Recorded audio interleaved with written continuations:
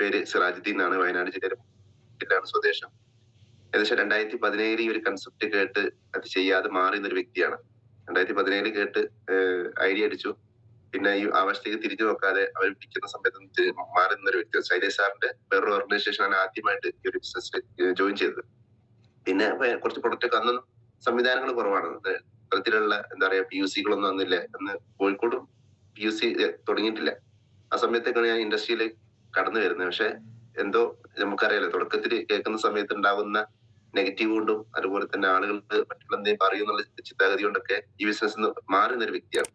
പിന്നെ അവര് വിളിക്കുമ്പോൾ ഫോൺ എടുക്കാതിരിക്കുകയും അവര് വയനാട്ടിൽ എന്നെ കാണാൻ വരുന്ന സമയത്ത് മാറി നിൽക്കുകയൊക്കെ ചെയ്തൊരു വ്യക്തിയാണ്. അങ്ങനെ വർഷങ്ങൾ കടന്നു. 2022 ആയ സമയത്താണ് ഞാൻ അന്ന് ഉൽപ്പന്നങ്ങളൊക്കെ ഫ്രീ ആയിട്ട് കൊണ്ടുപോയി. എന്റെ വീട്ടിലെ കുറച്ച് ഹെയർ ഓയിൽ അങ്ങനത്തെ സാധനങ്ങളൊക്കെ ഫ്രീ ആയിട്ട് കൊണ്ടുപോയ വ്യക്തി വിളിച്ചിട്ട് പറഞ്ഞു, സിറാജ് എനിക്ക് ഹെയർ ഓയിൽ ഒന്നുകൂടി കിട്ടിയാൽ കൊള്ളാന്നുണ്ട്. ആ സമയത്ത് എനിക്ക് കൊണ്ടുതരണമെങ്കിൽ അവര് വിളിച്ച് ഞാൻ ഫോൺ എടുക്കാത്ത സിറ്റുവേഷൻ ആണ്. അങ്ങനെയാണ് യാദൃശ്ചികമായിട്ട് നമ്മുടെ വയനാട് ജില്ലയിൽ തന്നെ NTC റാക്കിൽ നിൽക്കുന്ന ഷമീർ മുഹമ്മദ് സാർ, എല്ലാവരും അറിയായിരിക്കും. അദ്ദേഹം ഈ ഒരു ബിസിനസ് ചെയ്യുന്നുണ്ടെന്ന് എനിക്ക് അറിയാം. അദ്ദേഹത്തിന് ഒരു പെറ്റ് ഷോപ്പ് ഉണ്ട് കൽപ്പറ്റ പുതിയ സ്റ്റാൻഡ്. അപ്പൊ അവിടെ പോയിട്ട് ഞാനൊരു ഹെയർ ഓയിലിന് വേണ്ടി ഒരു ദിവസം വരെ രാവിലെ മുതൽ വൈകുന്നേരം വരെ കാത്തുന്ന ഒരു സിറ്റുവേഷൻ ഉണ്ടായിട്ടുണ്ട്. കാരണം അവർക്ക് ഇത് കിട്ടിയേ പറ്റൂ, കാരണം ഇത് ഇവിടുന്ന് കിട്ടാനില്ല. അപ്പോ ഷമീർ സാറിന് എനിക്ക് ആ ഹെയർ ഓയിൽ തന്നിട്ട് ഷമീർ സാറിന് പ്രത്യേകിച്ച് ഗുണമില്ല. കാരണം അദ്ദേഹത്തിന്റെ ടീമിലല്ല ഞാൻ ഐഡിയ അടിച്ചിട്ടുള്ളത്. ഷമീർ സാർ എന്നോട് പറഞ്ഞത്, സിറാജ് ഇത് ചെയ്യുകയാണെങ്കിൽ സീരിയസ് ആയിട്ട് ചെയ്യുക, ഇല്ലെങ്കിൽ വിട്ടേക്കാൻ പറഞ്ഞു. അങ്ങനെ സാറിന്റെ ആ ഒരു വാക്കിന്റെ മുകളിൽ, കാരണം നീ ചെയ്താലും ഇല്ലെങ്കിലും ഈ ബിസിനസ് ഇവിടെ റൺ ചെയ്യും. അദ്ദേഹത്തിനോട് പറഞ്ഞൊരു വാക്കാണ്, നീ ചെയ്താലും ഇല്ലെങ്കിലും ഈ ബിസിനസ് ഇവിടെ നല്ല രീതിയിൽ വളർന്നു പോകും. ചെയ്യുകയാണെങ്കിൽ നമ്മൾ കൂടെ സീരിയസ് ആയിട്ട് ചെയ്യുക, ഇല്ലെങ്കിൽ വിട്ടേക്കാൻ പറഞ്ഞു. അങ്ങനെ ഷമീർ സാറിന്റെ ഒറ്റ വാക്കിന്റെ മുകളിൽ ഞാൻ ഇത് സീരിയസ് ആയിട്ട് ഷമീർ സാറ് കൂടെ വീണ്ടും ഒരു ഐഡിയ അടിച്ച് 2022 ലാസ്റ്റ് സീരിയസ് ആയിട്ട് ഈ ബിസിനസിനെ കുറിച്ച് പഠിക്കാനും മനസ്സിലാക്കാനും തയ്യാറായി മുന്നോട്ട് പോയിരുന്നു. അതിൽ ഒരുപാട് ആളുകളെ ഇതിൽ പറയാൻ കിട്ടുന്ന നേട്ടങ്ങൾ എന്താന്ന് വെച്ചാൽ ഒരുപാട് ആളുകളെ സഹായിക്കാൻ സാധിച്ചു എന്നുള്ളതാണ്. ഇന്നിപ്പോ ZTC റാങ്കിൽ നിൽക്കുന്ന സമയത്ത് തന്നെ എനിക്ക് ഭാഷ പോലും അറിയാതെ കർണാടകയിൽ ഏകദേശം 10-45 ആളുകളെ ഞാനിപ്പോ മെയിൻറ്റെയിൻ ചെയ്ത് കൊണ്ടുപോകുന്നത്. കർണാടകയിൽ ഭാഷ പോലും സംസാരിക്കാൻ അറിയില്ല. അത് ആ സമയത്ത് തന്നെ എനിക്ക് കർണാടകയിൽ ഈ കുഞ്ഞാലി സാറുകൾ എല്ലാവരും അറിയിക്കും. അദ്ദേഹത്തിന്റെ ഓർഗനൈസേഷൻ വന്നൊരാൾ വ്യക്തിയാണ്. പക്ഷെ 43ഓളം ആളുകൾ അദ്ദേഹത്തെ ഞാൻ ചെയ്യുന്നുണ്ട് അവിടെ കർണാടകയിൽ നമ്മൾ യൂട്യൂബിലൊക്കെ ലിങ്ക് ഒക്കെ വിട്ടുകൊടുത്തോണ്ട് അവരെ മെയിൻറ്റെയിൻ ചെയ്ത് പോകാൻ സാധിക്കുന്നുള്ളത് തന്നെയാണ് ഒന്നാമത്തെ നേട്ടമായിരിക്കും. സാധാരണക്കാര ആളുകൾക്ക് അവരെ സ്വപ്നങ്ങൾ യാഥാർത്ഥ്യമാക്കാനും അദ്ദേഹത്തിന് അല്ലെങ്കിൽ അവർക്ക് എന്താ പറയാ എന്തെങ്കിലും പ്രതീക്ഷ നൽകാനും സാധിക്കുന്ന ഒരു വ്യക്തിയായി മാറാൻ പറ്റിയെന്നുള്ളത് മറ്റൊരു കാര്യം തന്നെയാണ്. പിന്നെ ഇതുപോലെ നിങ്ങൾ മുന്നിലൊക്കെ ഒന്ന് സംസാരിക്കാനുള്ള ഒരു കഴിവ് കിട്ടിയത് ഈ ഇൻഡസ്ട്രിയുടെ പവറാണ്. അങ്ങനെ ഒരുപാട് ആളുകളെ കാണാനും അതുപോലെ തന്നെ ഒരുപാട് ആളുകളെ പരിചയപ്പെടാനൊക്കെ സാധിക്കുക എന്നുള്ളതിന് ഏറ്റവും നേട്ടമായിട്ട് കാണുക. പിന്നെ അതുപോലെ എന്താ പറയാ, ഇന്ന് മെയിൻ വരുമാനം പറയാം. ഞാൻ പറഞ്ഞു ആദ്യം ഞാൻ ഡെന്റൽ ടെക്നീഷ്യൻ കോഴ്സ് കഴിഞ്ഞ് വർക്ക് ചെയ്തിരിക്കുന്ന സമയത്തും അതുപോലെ തന്നെ ഓഫ്സെറ്റ് പ്രിന്റിംഗ് ടെക്നോളജി കഴിഞ്ഞിട്ട് അതിലൊക്കെ വർക്ക് ചെയ്യുന്ന ടെക്നിക്കൽ ഫീൽഡിനോട് ഒരു താല്പര്യം ഉണ്ടായിരുന്നു. അതുകൊണ്ട് തന്നെ അത് ചെയ്തുകൊണ്ടിരിക്കുന്ന സമയത്താണ് ഈ ഇൻഡസ്ട്രിയിലേക്ക് വരുന്നത്. അപ്പൊ ഇന്ന് ഒരുപാട് നേട്ടങ്ങൾ, കാരണം ഇന്ന് ഏകദേശം ഒരു ഫുൾ ടൈം കരിയർ ആയിട്ട് തന്നെ മൈനേജ് മാർക്കറ്റിംഗ് മാറി എന്നുള്ളത് തന്നെയാണ് നമുക്ക് അഭിമാനിക്കാൻ പറ്റും. കാരണം എന്താ വെച്ചാൽ ഇന്ന് ജോലി ചെയ്യുകയാണെങ്കിൽ നമുക്കറിയാൻ പറ്റും, നമുക്ക് സമ്പാദിക്കാൻ പറ്റുന്ന പരിധി എത്ര ഉണ്ട് നമുക്കറിയാൻ പറ്റും. പക്ഷെ നമ്മൾ ടീം വർക്കിന്റെ ഭാഗമായിട്ട് നിൽക്കുമ്പോൾ ഉണ്ടാവുന്ന നേട്ടങ്ങൾ എന്താണെന്നും അതുപോലെ തന്നെ എക്കണോമിക്കൽ പവറിന്റെ ഇത് നമ്പർ ഓഫ് ഔട്ട്ലെറ്റുകളാണെന്നുള്ള തിരിച്ചറിവൊക്കെ എനിക്ക് വന്നതിന് ശേഷമാണ് ഈ ഇൻഡസ്ട്രിയെ കുറിച്ച് കൂടുതലായിട്ട് പഠിക്കാനും മനസ്സിലാക്കാനും തയ്യാറാകുകയും ഇന്ന് സീരിയസ് ആയിട്ട് ഏറ്റെടുക്കാൻ സാധിച്ചത്. അപ്പോ ഇതില് നമ്മൾ എന്താ പറയാ ചെയ്യേണ്ടതായിട്ടുള്ള കാര്യങ്ങളും നമുക്ക് ഉണ്ടാവേണ്ടതായിട്ട് ഗുണങ്ങളൊക്കെ നമ്മുടെ ഈ ഒരു ഇൻഡസ്ട്രിയിലേക്ക് വരുന്ന സമയത്ത് നമ്മൾ ഓട്ടോമാറ്റിക് ആയിട്ട് നമ്മൾ എന്ത് ചെയ്യാണ് പഠിച്ച് മനസ്സിലാക്കി ട്രെയിനിങ്ങിന്റെ ഒക്കെ ഭാഗമായിട്ട് നമ്മൾ ഒരു സമയത്ത് കിട്ടുന്നതാണ്. ആ സമയത്ത് നമുക്ക് ആദ്യം നമ്മൾ ഈ ഒരു ബിസിനസ്സിലേക്ക് വേണ്ടത് തുടക്കത്തിൽ പറയാൻ പറ്റും എന്താണ് ഈ ഒരു ബിസിനസ്സിലേക്ക് നമ്മൾ വിജയിക്കാൻ വേണ്ടി നമ്മൾ ആദ്യം വേണ്ടത് എന്താ വെച്ചാൽ നല്ലൊരു സ്വപ്നം ഉണ്ടായിരിക്കുക എന്നുള്ളതാണ്. ഇന്ന് ഏതൊരു ബിസിനസ്സുകാരും നിങ്ങൾ അറിയിച്ചാൽ മനസ്സിലാവും, അവർക്കൊക്കെ സ്വപ്നങ്ങൾ ഉണ്ടായിരുന്നു. ജോലി ചെയ്യുന്ന ആൾക്കാർക്ക് പ്രത്യേകിച്ച് ഒരു സ്വപ്നത്തിന്റെ ആവശ്യമില്ല.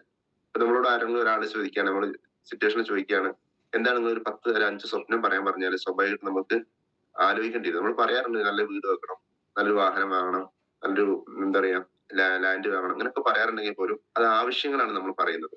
പക്ഷെ സ്വപ്നം എന്താണെന്നും അത് എങ്ങനെ യാഥാർത്ഥ്യമാക്കാൻ നമ്മൾ എന്തൊക്കെ ചെയ്യണം എന്നൊക്കെ ഈ ഇൻഡസ്ട്രിയിൽ വരുന്ന സമയത്താണ് നമുക്ക് അത് ഉണ്ടാക്കിയെടുക്കുക. ഒരു ബിസിനസ്സുകാരുടെ ആറ്റിറ്റ്യൂഡ് വരുമ്പോഴാണ് നമുക്ക് സ്വപ്നങ്ങൾക്കൊക്കെ ചെറുത് വെക്കാനൊക്കെ തുടങ്ങുക എന്നുള്ളതാണ്. അപ്പൊ ആദ്യം നമുക്ക് ഈ ഒരു ഇൻഡസ്ട്രിയിൽ നമുക്ക് എന്താ പറയാ വ്യക്തമായിട്ട് വേണ്ടത്, APJ അബ്ദുൽ കലാം ഒക്കെ പറയാറുണ്ട്, സ്വപ്നം കാണുന്നവർക്ക് എന്തെങ്കിലും നേട്ടം ഉണ്ടാക്കാൻ പറ്റുള്ളൂ, ഉറങ്ങുമ്പോൾ കാണുന്നതല്ല സ്വപ്നം, ഉണർന്നിരിക്കുമ്പോൾ കാണുന്നതല്ല സ്വപ്നം എന്നൊക്കെ അദ്ദേഹം പറയാറുണ്ട്. അതൊക്കെ നമുക്ക് എല്ലാവർക്കും അറിയുന്ന കാര്യം തന്നെയാണ്. പക്ഷെ ആ സ്വപ്നങ്ങൾ ഉണ്ടെങ്കിൽ മാത്രമേ നമുക്ക് ഈ ഒരു ബിസിനസ്സിലൂടെ എവിടെയെങ്കിലും എത്തിച്ചേരാൻ പറ്റുള്ളൂ. അപ്പൊ നമ്മൾ ഡയറിയിൽ നമ്മൾ ആദ്യം നമ്മൾ ചെയ്തു വെക്കേണ്ടത് ഒരു സ്വപ്നം എഴുതി, ഒരു 5 സ്വപ്നങ്ങൾ അല്ലെങ്കിൽ 10 സ്വപ്നങ്ങൾ നമ്മൾ അതിൽ എഴുതി വെക്കുക എന്നുള്ളതാണ്. ആ സ്വപ്നങ്ങളെ നമ്മൾ എന്ത് ചെയ്യണം, ലക്ഷ്യമാക്കി മാറ്റുകയും വേണം. അപ്പൊ ഞാൻ പറഞ്ഞു നല്ലൊരു വീട് വെക്കണം, ഞാൻ പറഞ്ഞു വാഹനം വാങ്ങുന്ന കാര്യം പറഞ്ഞു, യാത്രകൾ പോകണമെന്ന് പറയുന്ന ആൾക്കാരുണ്ട്, അതുപോലെ തന്നെ മക്കളെ വിവാഹം നടത്തണം. ഇങ്ങനെ ഒരുപാട് സ്വപ്നങ്ങളും ആഗ്രഹങ്ങളും നമ്മൾക്ക് ഉണ്ടെങ്കിൽ അത് ഈ ഏത് തരത്തിൽ എത്ര സ്ക്വയർ ഫീറ്റ് വീട് വെക്കണം എന്ന് നമ്മൾ എഴുതി വെക്കുക. പിന്നെ വാഹനം വാങ്ങണമെന്ന് പറയാറുണ്ട്, ഏത് വാഹനമാണ്, അതിന്റെ കളർ ഏതാണ്, ഇതൊക്കെ നമ്മൾ ഡിഫൈൻ ചെയ്ത് വെക്കുമ്പോഴാണ് ആ സ്വപ്നത്തെ നമുക്ക് ലക്ഷ്യമാക്കി മാറ്റാൻ പറ്റുള്ളൂ. അങ്ങനെ വ്യക്തമായിട്ട് യാത്ര പോകണം, ഏത് രാജ്യം എത്ര വർഷങ്ങൾ കൊണ്ട് പോകണം, ഒരു ഇത്ര ഈ വർഷത്തിൽ ഞാൻ ഏത് രാജ്യം കണ്ടു തീർക്കണം, എങ്ങനെയുള്ള സ്വപ്നങ്ങളൊക്കെ നമ്മൾ എന്ത് ചെയ്യുന്നു, അത് വ്യക്തമായിട്ട് എഴുതി വെച്ചാൽ മാത്രമേ അതിനനുസരിച്ച് പ്രവർത്തിക്കാൻ നമ്മുടെ ബോധ മനസ്സ് തയ്യാറാവുള്ളൂ. അപ്പൊ ഒരു ബിസിനസ്മാന്റെ ആറ്റിറ്റ്യൂഡിൽ വരുമ്പോൾ നമ്മുടെ സമയത്ത് സ്വപ്നങ്ങൾ ഉണ്ടായിരിക്കുകയും ആ സ്വപ്നങ്ങൾ ലക്ഷ്യമാക്കി മാറ്റുകയും ചെയ്ത് വളരെ ഇമ്പോർട്ടന്റ് ആണ്. പിന്നെ അതുപോലെ തന്നെ മക്കളെ വിവാഹം പറയുന്ന സ്വപ്നമാണെന്ന് പറയാം. അത് ഏത് ദിവസം നടക്കണം, എത്ര ഡേറ്റിൽ നടക്കണം, അത് വ്യക്തമായിട്ടൊരു ലക്ഷ്യബോധത്തോട് നമ്മളൊരു ക്ലാരിറ്റി ഉണ്ടാക്കി വെക്കുക എന്നുള്ളതാണ് നമ്മുടെ ലക്ഷ്യത്തിന്റെ ഒരു പ്രധാനമായിട്ട് പറയുന്നത്. പിന്നെ അതുപോലെ തന്നെ നമ്മൾ ഫോക്കസ് ആയിരിക്കണം. നമ്മൾ ഫോക്കസ് ഉണ്ടെങ്കിൽ മാത്രമേ നമുക്ക് ഈ ഒരു ബിസിനസ് വിജയിക്കാൻ പറ്റുള്ളൂ. എന്നാൽ ഫോക്കസ് എന്ന് പറഞ്ഞാൽ എന്താണ്, നമുക്കറിയാൻ പറ്റും, നമ്മൾ കുതിരകൾക്ക് കണ്ണ് കിട്ടുന്നുണ്ടില്ലേ, അതൊരു ലക്ഷ്യസ്ഥാനത്തേക്ക് എത്താൻ വേണ്ടിയിട്ട് തിരിച്ചങ്ങോട്ടും ഇങ്ങോട്ടൊന്നും മാറാതെ അവർ ശ്രദ്ധയോടുകൂടി മുന്നോട്ട് പോയിക്കൊണ്ടിരിക്കാൻ വേണ്ടിയിട്ട് ഫോക്കസ് ഉണ്ടായിരിക്കുക എന്നുള്ളത്. ഈ ഒരു ബിസിനസ്സിൽ നമ്മൾ ശ്രദ്ധിക്കേണ്ടത് ഫോക്കസ് വളരെ ഇമ്പോർട്ടന്റ് ആണ്. നമ്മൾ പിന്നെ എന്താ പറയാ, പ്ലാൻ ചെയ്ത് കഴിഞ്ഞാൽ പിന്നെ പിന്മാറാൻ പാടില്ല. ഞാൻ പറയാം, ഞാൻ ഇന്ന് ഇത്ര ആളെ കാണാൻ തീരുമാനിച്ചിട്ട് വീട്ടിൽ ഇറങ്ങുന്ന സമയത്ത് പല പ്രതിസന്ധികളും നമ്മൾ പെടാറുണ്ട്. റോഡിൽ പോകുന്ന സമയത്ത് അവിടെ പാവാട്ടികളെ കാണാറുണ്ട്, അല്ലെങ്കിൽ വേറെ പൂക്കളെ ഉത്സവങ്ങളോ അങ്ങനത്തെ നമ്മൾ പാട്ട് ഗാനമേള കാണാറുണ്ട്. പക്ഷെ നമ്മളെ ലക്ഷ്യം എന്തായിരിക്കണം, ആ സ്ഥലത്ത് പോയിട്ട് ആ വ്യക്തിയെ കാണുക, അല്ലെങ്കിൽ ആ വ്യക്തിയെ ക്ലോസ് ചെയ്യുക, അല്ലെങ്കിൽ ആ വ്യക്തിയായിട്ട് ഇൻഡസ്ട്രിയിൽ പരിചയപ്പെടുത്തി കൊടുക്കുക എന്നുള്ള ലക്ഷ്യമാണെങ്കിൽ ആ ലക്ഷ്യത്തിന് പിന്മാറാൻ നമ്മൾ ഫോക്കസ് ആയിട്ട് ചെയ്യണം, അത് ക്ലിയർ ചെയ്തെടുക്കുക എന്നുള്ളതാണ്. അപ്പോൾ അങ്ങനെ പോകുന്ന സമയത്ത് നമുക്ക് വിജയിക്കാൻ പറ്റുന്നു, വിജയിക്കുന്നവരെ പോരാടാനുള്ള ഒരു ഫോക്കസ് നമുക്ക് ഈ ഒരു ഇൻഡസ്ട്രിയിൽ ഉണ്ടായിരിക്കണം എന്നുള്ളത് മറ്റൊരു പ്രധാനപ്പെട്ട കാര്യം തന്നെയാണ്. പിന്നെ തന്നെ വ്യക്തമായിട്ടൊരു പ്ലാനിങ് ഉണ്ടായിരിക്കണം. അപ്പൊ നമ്മൾ തലേ ദിവസം ഉറങ്ങും തന്നെ വ്യക്തമായിട്ടൊരു പ്ലാനിങ്, അതായത് തലേ ദിവസം ഉറങ്ങുമ്പോൾ തന്നെ നമ്മൾ എങ്ങനെ ഈ ഉറങ്ങുന്നതിന് മുന്നേ തന്നെ നാളെ ചെയ്യേണ്ട കാര്യങ്ങൾ, അല്ലെങ്കിൽ നാളെ നമ്മൾ ആരെയാണ് അപ്രോച്ച് ചെയ്യേണ്ടത്, നാളെ എത്ര പ്ലാൻ കൊടുക്കണം എന്ന് തലേ ദിവസം തന്നെ നമ്മളൊരു ഡയറിയിൽ എഴുതി വെക്കുക, അല്ലെങ്കിൽ നമ്മളൊരു ചെറിയൊരു നോട്ടിൽ എഴുതി വെച്ചിട്ട് നമ്മൾ പുറത്തിറങ്ങുകയാണെങ്കിൽ വ്യക്തമായിട്ട് നമുക്കൊരു റൂട്ട് ഉണ്ടാവും, ഒരു ക്ലാരിറ്റി ഉണ്ടാകും. മറ്റെന്താണ്, നമുക്കൊരു ക്ലാരിറ്റി ഉണ്ടാവില്ല. പിറ്റേ ദിവസം രാവിലെ എഴുന്നേറ്റു നമ്മൾ പരിചയിച്ചു, ആരെയും വിളിച്ചാൽ പ്ലാനിന് പോവാം, അല്ലെങ്കിൽ ലീഡേഴ്സ് വിളിക്കുകയാണെങ്കിൽ അത് ചെയ്യാമെന്നുള്ളതിന് പകരം നമുക്ക് വ്യക്തമായിട്ടൊരു ക്ലാരിറ്റി ഉണ്ടായിരിക്കാം.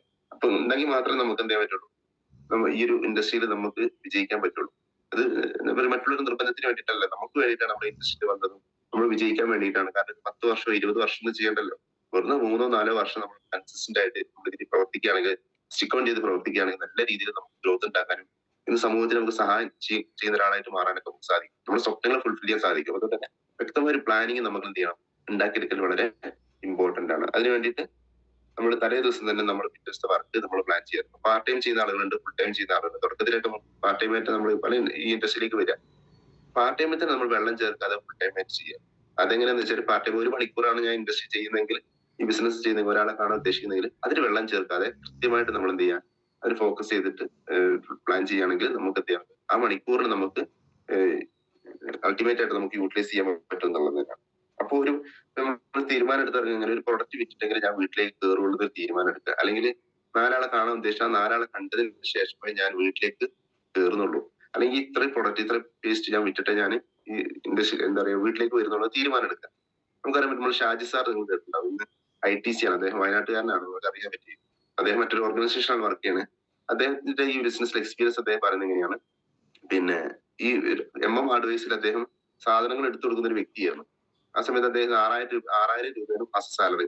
ഇന്ന് അദ്ദേഹത്തിന്റെ വയനാട് പൂതാടി എന്നുള്ള സ്ഥലത്തൊക്കെ അദ്ദേഹം ഇന്ന് 10,000 കണക്കിന് സ്ക്വയർ ഫീറ്റ് ഒരു വീടാണ് അദ്ദേഹം വെച്ചിട്ടുള്ളത്. അദ്ദേഹത്തിന്റെ കട്ടില വെപ്പിന്റെ ഫോട്ടോസ് ഒക്കെ യൂട്യൂബിലൊക്കെ വന്നിട്ടുണ്ട്. കാരണം ക്രെയിൻ ഉപയോഗിച്ചിട്ടാണ് അദ്ദേഹത്തിന്റെ കട്ടില വെപ്പൊക്കെ നടത്തിക്കൊണ്ടിരുന്നത്. അപ്പൊ അദ്ദേഹം ഈ ഇൻഡസ്ട്രിയിലേക്ക് വരുന്ന സമയത്ത് തുടക്കത്തിൽ ഈ ബിസിനസ് തുടങ്ങാൻ പൈസ ഇല്ലായിട്ട് വീട്ടിന്റെ മുകളിലുണ്ടായിരുന്ന പഴയ സാധനങ്ങൾ വിറ്റിട്ട് 4,500 റുപ്യക്ക് ആ പൈസ കിട്ടുകയും 500 റുപ്യ വേറെ ആൾക്കോ കടം വാങ്ങിയിട്ടാണ് ഇൻഡസ്ട്രിയിലേക്ക് വന്നത്. പക്ഷെ ഇന്ന് അദ്ദേഹം കോടീശ്വരനായി മാറിയത്.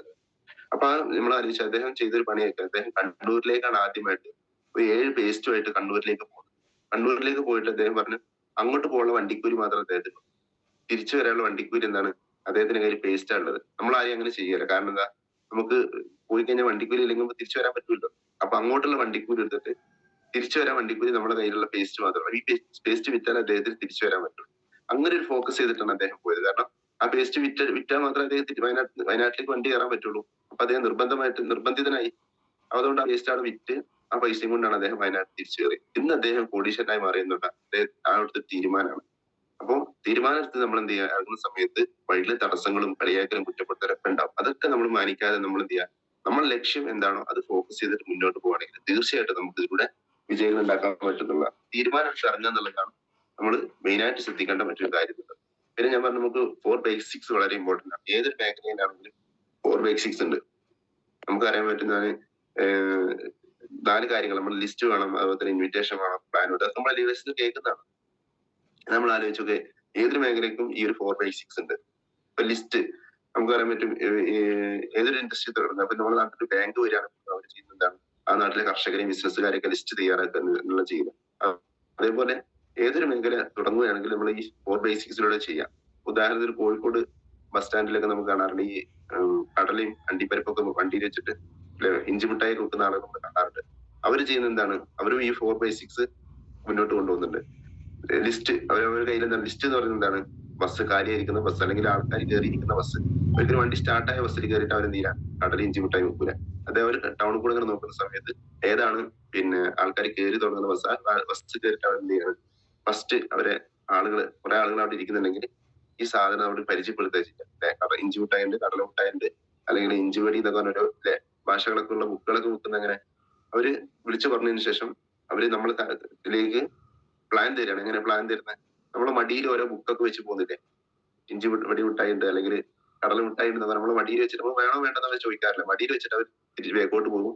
തിരിച്ചു വരുമ്പോൾ ഫോളോ അപ്പ് ചെയ്യുന്ന എങ്ങനെയാണ് അവര്, നമ്മുടെ അടുത്ത് വന്നിട്ട് ആ ബുക്ക് ചില ആൾക്കാർ വാങ്ങും, ചില ആൾക്കാർ വേണ്ടാന്ന് പറയും, ചില കുട്ടികൾക്ക് എടുത്ത് എന്തെങ്കിലും മധുരം കാണിച്ചു കൊടുക്കും. അങ്ങനെ അവിടെ സെയിൽ നടക്കും, അതിൽ 5-3 ക്ലോസിംഗ് നടക്കും. ഈ ഒരു സിസ്റ്റം നമ്മൾ എന്ത് ചെയ്യുന്നത്, നമ്മുടെ ബിസിനസ്സിൽ നമ്മൾ എന്ത് ചെയ്യുന്നത്, ഈ 4 ബേസിക്സ് വളരെ ഇമ്പോർട്ടന്റ് ആണ്. അപ്പൊ list, invitation, plan, follow up, ഈ 4 കാര്യങ്ങൾ ഉണ്ടെങ്കിൽ ഈ ഒരു സിസ്റ്റമാറ്റിക് ആയിട്ട് നമുക്ക് ബിസിനസ് മുന്നോട്ട് പോകാൻ പറ്റുള്ളൂ. ആർക്കും ഏതൊരു ഇൻഡസ്ട്രി ബിസിനസ് ചെയ്യുന്ന ആൾക്കാരും അല്ലെങ്കിൽ ഏത് മേഖല പ്രവർത്തിക്കുന്ന ആൾക്കാരും ടൂൾസ് ഉണ്ട്. അതിൽ പ്രധാനപ്പെട്ട ടൂൾസ് ആണ് നമ്മുടെ ലിസ്റ്റ് മേക്കിംഗ് എന്നുള്ളത്. ലിസ്റ്റ് നമ്മൾ ചെയ്യേണ്ട കാര്യം 200 കുറയാതെങ്കിൽ നമ്മുടെ പേര്, ഫ്രണ്ടിന്റെയും അതുപോലെ റിലേറ്റീവ്സിന്റെയും ഒക്കെ പേര് നമ്മൾ എഴുതി വെക്കുക. ലിസ്റ്റ് വളരെ ഇമ്പോർട്ടന്റ് ആണ്. ലിസ്റ്റ് ഉണ്ടെങ്കിലേ നമുക്ക് തുടക്കത്തിൽ പറഞ്ഞ പോലെ നമുക്കൊരു ഫോക്കസ് ചെയ്യാനും അതുപോലെ തന്നെ ഈ ഒരു ലക്ഷ്യം ഉണ്ടാകണമെങ്കിലൊക്കെ നമ്മുടെ കയ്യിൽ എന്ത് വേണം, 200 കുറയാത്ത ലിസ്റ്റ് എങ്കിലും ചുരുങ്ങിയത് വേണമെന്നുള്ളത്. അത് നമ്മൾ കൂട്ടി കൊണ്ടുപോകും. അതിൽ നമുക്ക് ലിസ്റ്റിന്റെ കാര്യം പുതിയ ആളുകളുണ്ടെങ്കിൽ അവർക്ക് വേണ്ടി ഞാൻ പറയുകയാണ്. നമുക്ക് ചില ആൾക്കാരെ, എത്ര ആൾക്കാരെ ലിസ്റ്റ് ചെയ്താൽ പറ്റും ചോദിച്ചാൽ എല്ലാവരും പറയാറുണ്ട്, എനിക്ക് അധികം ആൾക്കാരൊന്നും പരിചയമില്ല, ഞാൻ ഒരു 10-5 ആൾക്കാരെ ഞാൻ എഴുതാന്ന് പറയാറുണ്ട്. പക്ഷെ നിങ്ങൾ ആലോചിച്ച് നോക്കുക, അവരെ കോൺടാക്ട്സ് എടുത്ത് നോക്കി കഴിഞ്ഞാൽ നമ്മൾ A മുതൽ Z വരെ നോക്കുന്ന സമയത്ത് ഒരുപാട് കോൺടാക്ട്സ് അവർക്ക് മുന്നിൽ ഉണ്ടാവും. അതൊക്കെ നമ്മൾ ലിസ്റ്റ് ആക്കി മാറ്റാണ്ട് ഇത് നമ്മൾ കറക്റ്റ് ആയിട്ട് പറഞ്ഞു കൊടുക്കാം. അപ്പൊ ഫ്രണ്ട്സ് എഴുതി കഴിഞ്ഞാൽ നമുക്ക് അറിയാൻ പറ്റും ലിസ്റ്റ് എങ്ങനെ എഴുതുക എന്നുള്ളത്. നിങ്ങൾ പേപ്പറിൽ ഒരു ഫ്രണ്ട്സ് എഴുതുക. F റെപ്രസെന്റ് ചെയ്യുന്നത് ഫ്രണ്ട്സ്, നമ്മൾ കൂടെ പഠിച്ച ആളുകളൊക്കെ നമ്മൾ ഫ്രണ്ട്സ് ലിസ്റ്റിൽ പെടുത്തും. അയൽവാസികളൊക്കെ പെടുത്താറുണ്ട്, റിലേറ്റീവ്സിനെ പെടുത്തുക, അതുപോലെ തന്നെ അങ്ങനെ എഴുതാൻ പറ്റും. പിന്നെ അതുപോലെ തന്നെ സ്ട്രേഞ്ചേഴ്സ്, ഡോക്ടേഴ്സ്, നമ്മളെ പരിചയപ്പെടുന്ന ഡോക്ടർമാര്, അതുപോലെ തന്നെ നൈബേഴ്സ്, അതുപോലെ തന്നെ സ്ട്രേഞ്ചേഴ്സ് നമ്മൾ ഈ ലിസ്റ്റിൽ പെടുന്ന സമയത്ത് നമുക്ക് ഒരുപാട് ആളുകളെ പേര് നമുക്ക് എഴുതാൻ പറ്റും. ലിസ്റ്റ് ഇട്ടതിന് ശേഷം നിങ്ങൾ ചെയ്യേണ്ടതെന്ന് വെച്ചാൽ ഈ ലിസ്റ്റ് ബുക്കുമായിട്ട് വേണം നിങ്ങൾ ഒരാളെ അപ്രോച്ച് ചെയ്യാൻ പോകാൻ. നമ്മൾ വേണ്ടപ്പെട്ട ഒരു വ്യക്തിയെ കാണാൻ പോകുകയാണെങ്കിൽ നമ്മൾ എന്ത് ചെയ്യണം, ഈ 100 പേരെ ലിസ്റ്റ് അല്ലെങ്കിൽ 200 പേരെ ലിസ്റ്റ് ഉണ്ടെങ്കിൽ ഈ ഡയറി വെച്ച് അവരോട് പോയി പറയാം, എടാ ഞാൻ ഈ ഒരു ബിസിനസ് സീരിയസ് ആയി ചെയ്യാൻ തീരുമാനിച്ചിട്ടുണ്ട്, എന്റെ കൂടെ എത്രയും ആളുകളെ, 100 കുറയാത്ത ആളുകളെ നമ്മൾ കാണിച്ചു കൊടുക്കണം. നീ ചെയ്താലും ഇല്ലെങ്കിൽ ഞാൻ ഈ ബിസിനസ് ചെയ്യും. അപ്പൊ ഇതില് നിനക്ക് പ്രയോറിറ്റി ഉള്ളതാണ് ഞാൻ എന്നോട് ആദ്യം നിന്റെ അടുത്തേക്ക് വന്നത്. അപ്പൊ നീ എന്ത് നോ പറയുകയാണെങ്കിൽ ഞാൻ അടുത്ത ആളിലേക്ക് പോകും. ഞാൻ ഈ ബിസിനസ് ചെയ്യാൻ തീരുമാനം എടുത്തിട്ടുണ്ട്. ഇത് നമ്മളൊരു ലിസ്റ്റ് വെച്ചിട്ട് നമ്മളൊരു പ്രോസ്പെക്റ്റിന്റെ അടുത്ത് പോവുകയാണെങ്കിൽ സ്വാഭാവികമായിട്ട് അവന്റെ മൈൻഡിൽ എന്തുണ്ടാവുക, ഇവൻ ഈ ബിസിനസ് സീരിയസ് ആയിട്ട് ചെയ്യും. അപ്പൊ ഞാൻ ഇന്നേ അവന്റെ കൂടെ ചെയ്താലേ എനിക്ക് നേട്ടങ്ങൾ ഉണ്ടാക്കാൻ പറ്റുള്ള തോന്നൽ അവന്റെ ഉള്ളിൽ ഉണ്ടാക്കാനാണ് നമ്മൾ എന്ത് ചെയ്യുന്നത്, ഈ ലിസ്റ്റ് ബുക്കുമായിട്ട് നമ്മൾ അവന്റെ അടുത്ത് പോയിട്ട് പറയുക. ആര് ഫ്രണ്ട്സോ ആരും ആയിക്കോട്ടെ, ഞാൻ സീരിയസ് ആയിട്ട് ചെയ്യാൻ തീരുമാനിച്ചു, ഇത്രയും ആളുകൾ ഞാൻ എന്തായാലും കാണും. അപ്പൊ അതുകൊണ്ട് നീ എന്റെ കൂടെ ആദ്യം നിൽക്കണോ അല്ലെ അവസാനത്തെ വ്യക്തിയായിട്ട് മാറണോ നീ തീരുമാനിക്കാന്നൊരു ചോദ്യം ചോദിച്ചു കഴിഞ്ഞാൽ തന്നെ സ്വാഭാവികമായിട്ട് അവൻ എന്ത് ചെയ്യും, നമ്മുടെ കൂടെ സീരിയസ് ആയിട്ട് വരാൻ ചാൻസ് ഉണ്ട്. അപ്പൊ ലിസ്റ്റ് ആയിട്ട് നമ്മൾ എന്ത് ചെയ്യണം, ആളുകളിലേക്ക് പോകുക എന്നുള്ളത് തന്നെ. പിന്നെ നമ്മൾ ചെയ്യുന്ന ഒരു കാര്യമാണ് ലിസ്റ്റ് കഴിഞ്ഞാൽ പിന്നെ ഇൻവിറ്റേഷൻ ആണ്. വളരെ ഇമ്പോർട്ടന്റ് ആണ്. പല ആളുകളും പരാജയപ്പെടുന്നത് ഈ ഇൻവിറ്റേഷൻ ചെയ്യുന്നിടത്താണ്. നമ്മളൊരു വ്യക്തിയെ വിളിക്കുന്ന സമയത്ത് പല കാര്യം തുടക്കക്കാർക്ക് നമ്മൾ അറിയില്ല, നമ്മള് മൈലൈഫ് ആണ് ചെയ്യുന്നത്, അല്ലെങ്കിൽ ആയുഷിന്റെ പ്രൊഡക്റ്റ് മാർക്കറ്റ് ചെയ്യാണ്, എലമെന്റ്സിന്റെ പ്രൊഡക്റ്റ് മാർക്കറ്റ് ചെയ്യാണ്, അതിലേക്ക് വന്നു കഴിഞ്ഞാൽ നിനക്ക് വിജയിക്കാൻ പറ്റും, ഇങ്ങനെ ചെയ്യുന്ന ആളുകളുണ്ട്. അപ്പൊ സ്വാഭാവികമായിട്ട് അവർക്ക് ഉണ്ടാവുന്ന സംശയങ്ങൾ ഒരുപാടുണ്ടാവും. ഇത് ഞാൻ നടന്നു വെക്കണ്ടേ, ഇതിങ്ങനെ വെയിലും കൊണ്ട് നടക്കണ്ടേ, എല്ലാം ചിന്തിക്കുന്നതുകൊണ്ടാണ് അവരെന്ത് ചെയ്യാത്തത്. നമ്മുടെ കൂടെ പല ആൾക്കാർക്കും ഇൻവിറ്റേഷൻ പരാജയപ്പെട്ടു പോകുന്നത്. ലിസ്റ്റ് നമ്മൾ ഇട്ടു, പിന്നെ കറക്റ്റ് ആയിട്ട് ഇൻവിറ്റേഷൻ ചെയ്യണം. നമ്മൾ ഫ്രണ്ടിനെ വിളിക്കുന്നെങ്കിൽ, എടാ എനിക്ക് നിന്നൊന്ന് കാണുന്ന സീരിയസ് ആയ ഒരു കാര്യം ഡിസ്കസ് ചെയ്യാനാണെന്ന് പറയാം. അപ്പൊ നാളെ മറ്റന്നാൾ എപ്പോഴും നീ വീട്ടിലുണ്ടാവുക എന്നോട് പറയാം. സിമ്പിൾ ആയിട്ട് നമ്മൾ എന്ത് ചെയ്യാം, ഒരു അപ്പോയിന്റ്മെന്റ് ഫിക്സ് ചെയ്യാന്നുള്ളതാണ്. അതിൽ പ്രോഗ്രാമിലേക്ക് വിളിക്കുകയാണെങ്കിൽ എനിക്ക് സീരിയസ് ആയിട്ട് കാര്യം നിന്നോട് ഡിസ്കസ് ചെയ്യാണ്ട്, അല്ലെങ്കിൽ ഞാൻ നാളെ ഒരു ബൈക്ക് പോകുന്നത് നീ എന്റെ കൂടെ ഒന്ന് വരുമോ, കാരണം എനിക്ക് എന്റെ കൂടെ ഒന്ന് വരുമോ, കാരണം നിന്റെ ഒരു അഭിപ്രായം കൂടി എടുക്കാൻ വേണ്ടിയിട്ടാണെന്ന് പറയുന്ന സമയത്ത് സ്വാഭാവികമായിട്ട് അഭിപ്രായം പറയാൻ എല്ലാവർക്കും ഇഷ്ടമാണ്. അപ്പൊ ഞാൻ GTS പോവാണ് അല്ലെങ്കിൽ മീറ്റിങ്ങിന് പോവാണെന്ന് പറയുന്നതിന് പകരം ഞാനൊരു സ്ഥലം വരെ നാളെ പോകുന്നുണ്ട്, നീ എന്റെ കൂടെ ഒന്ന് വരുമോ, എനിക്ക് നിന്റെ കൂടി എന്താ പറയാ തീരുമാനം എടുത്തിട്ട് വേണം പിന്നെ ഈ ഒരു കാര്യത്തെ കുറിച്ച് ആലോചിക്കാൻ പറ്റും, എന്റെ കൂടെ ഒന്ന് വാന്ന് പറഞ്ഞിട്ട് അങ്ങനെ GTS ക്ഷണിക്കുക. അങ്ങനെ ഫോണിലൂടെ ഒരിക്കലും എന്ത് ചെയ്യാം, നമ്മള് പിന്നെ പ്ലാൻ പറയാൻ ശ്രമിക്കാതിരിക്കുക. പല ആൾക്കാരും പരാജയപ്പെടുന്നവ തന്നെയാണ്. ഫോണിലൂടെ നമ്മൾ എന്ത് ചെയ്യാം, രണ്ടാൾ ചേർത്താൽ മതി, അപ്പുറം 10,000 മാച്ച് ചെയ്ത് ഇത്ര ഇൻകം കിട്ടും എന്ന് പറയുന്ന സമയത്ത് സ്വാഭാവികമായിട്ട് എന്ത് ചെയ്യും, അവര് നോ പറയാൻ ചാൻസ് ഉണ്ട്. അവരെ ഈ ഇൻഡസ്ട്രിയെ കുറിച്ചിട്ടോ അതിന്റെ പ്ലാനിനെ കുറിച്ചിട്ടോ അവർ മനസ്സിലാക്കിയിട്ടില്ല എന്നുള്ളതാണ്.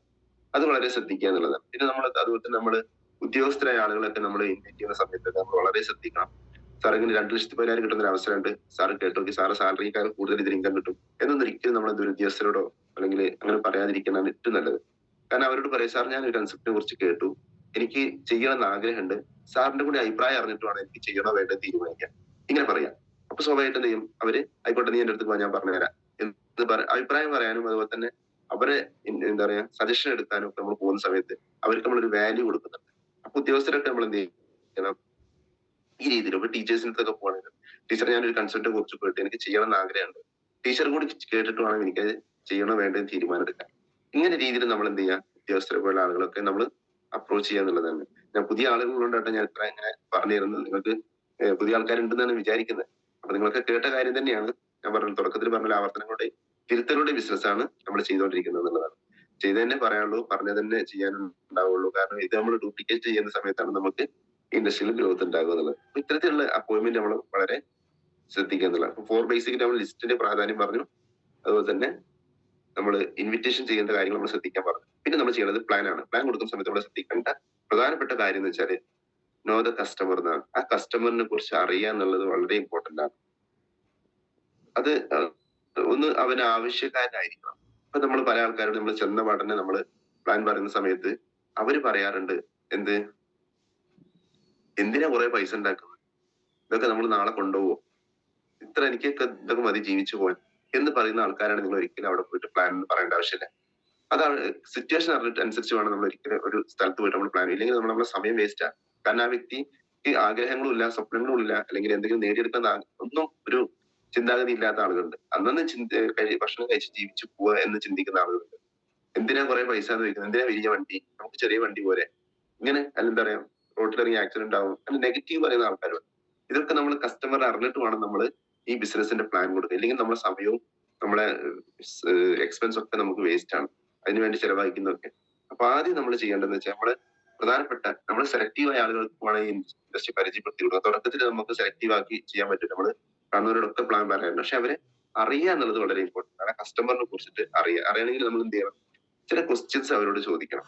അത് സിമ്പിൾ ആയിട്ട് അവര് എന്താ പറയാ ഹാർഡായിട്ടുള്ള ക്വസ്റ്റ്യൻസ് അല്ല, നമ്മൾ സാധാരണ നമ്മൾ ലൈഫായിട്ട് കണക്ട് ചെയ്തിട്ട് ക്വസ്റ്റ്യൻസ് അവരോട് ചോദിക്കാം. സാർ നിലവിലെ ജോലിയുടെ കൂടെ അല്ലെങ്കിൽ പിന്നെ നിങ്ങൾ ചെയ്യുന്ന പ്രവൃത്തിയുടെ കൂടെ ഒരു അഡീഷണൽ വരുമാനം കിട്ടുന്നതിനെ കുറിച്ച് അഭിപ്രായം എന്താ എന്ന് ചോദിക്കുന്ന സമയത്ത് സ്വാഭാവികമായിട്ട് പറയും, ആ അഡീഷണൽ വരുമാനം കിട്ടുന്നത് നല്ലതല്ലേ, നമുക്ക് ചെയ്യുന്ന ജോലിയുടെ ഒരു അഡീഷണൽ വരുമാനം കിട്ടാൻ ഒരു അവസരം ഉണ്ടെങ്കിൽ നല്ലതല്ലേ, കേൾക്കുന്നതിന് കുഴപ്പമില്ല എന്ന് പറയുന്ന ആള് അത് ഓക്കെയാണ്. പിന്നെ അതുപോലെ തന്നെ മായമില്ലാത്ത ഗുണമേന്മയുള്ള ഉൽപ്പന്നങ്ങൾ വിലക്കുറവിൽ ലഭിക്കുന്നതിനെ കുറിച്ച് സാറിന്റെ അഭിപ്രായം എന്താ, നമ്മളൊരു അഭിപ്രായമാണ് ചോദിക്കുന്നത്.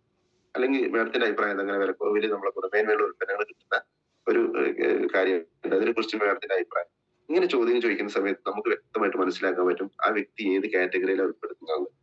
നിലവിലെ ജോലിയുടെ കൂടെ മറ്റൊരു വരുമാനത്തെ കുറിച്ച് കിട്ടുന്നതിന്റെ അഭിപ്രായം എന്താന്ന് ചോദിക്കുമ്പോൾ അതിന്റെ ആവശ്യമില്ല എന്ന് പറയുന്ന ആൾക്കാർക്ക് പ്ലാൻ കൊടുക്കണ്ട എന്ന് പറയാം. പിന്നെ സോറി സമയമില്ലാത്ത ആളുകൾ പറയാം, തീരെ സമയമില്ല, ഒന്നിനും സമയമില്ല, നേരമില്ല. അപ്പൊ അവരോട് പറയേണ്ട കാര്യം, സമയമില്ലെങ്കിൽ കുഴപ്പമില്ല സാറേ, സമയമുള്ള ആളുകൾ നമ്മളെ കൂടെ വന്നാൽ മതി. നമ്മള് പല എല്ലാവർക്കും 24 മണിക്കൂറാണ്, അവരെങ്ങനെ ഉപയോഗിക്കുന്നതനുസരിച്ചുള്ള നമുക്ക് ഇതിന്റെ ഗ്രോത്ത് ഉണ്ടാവും.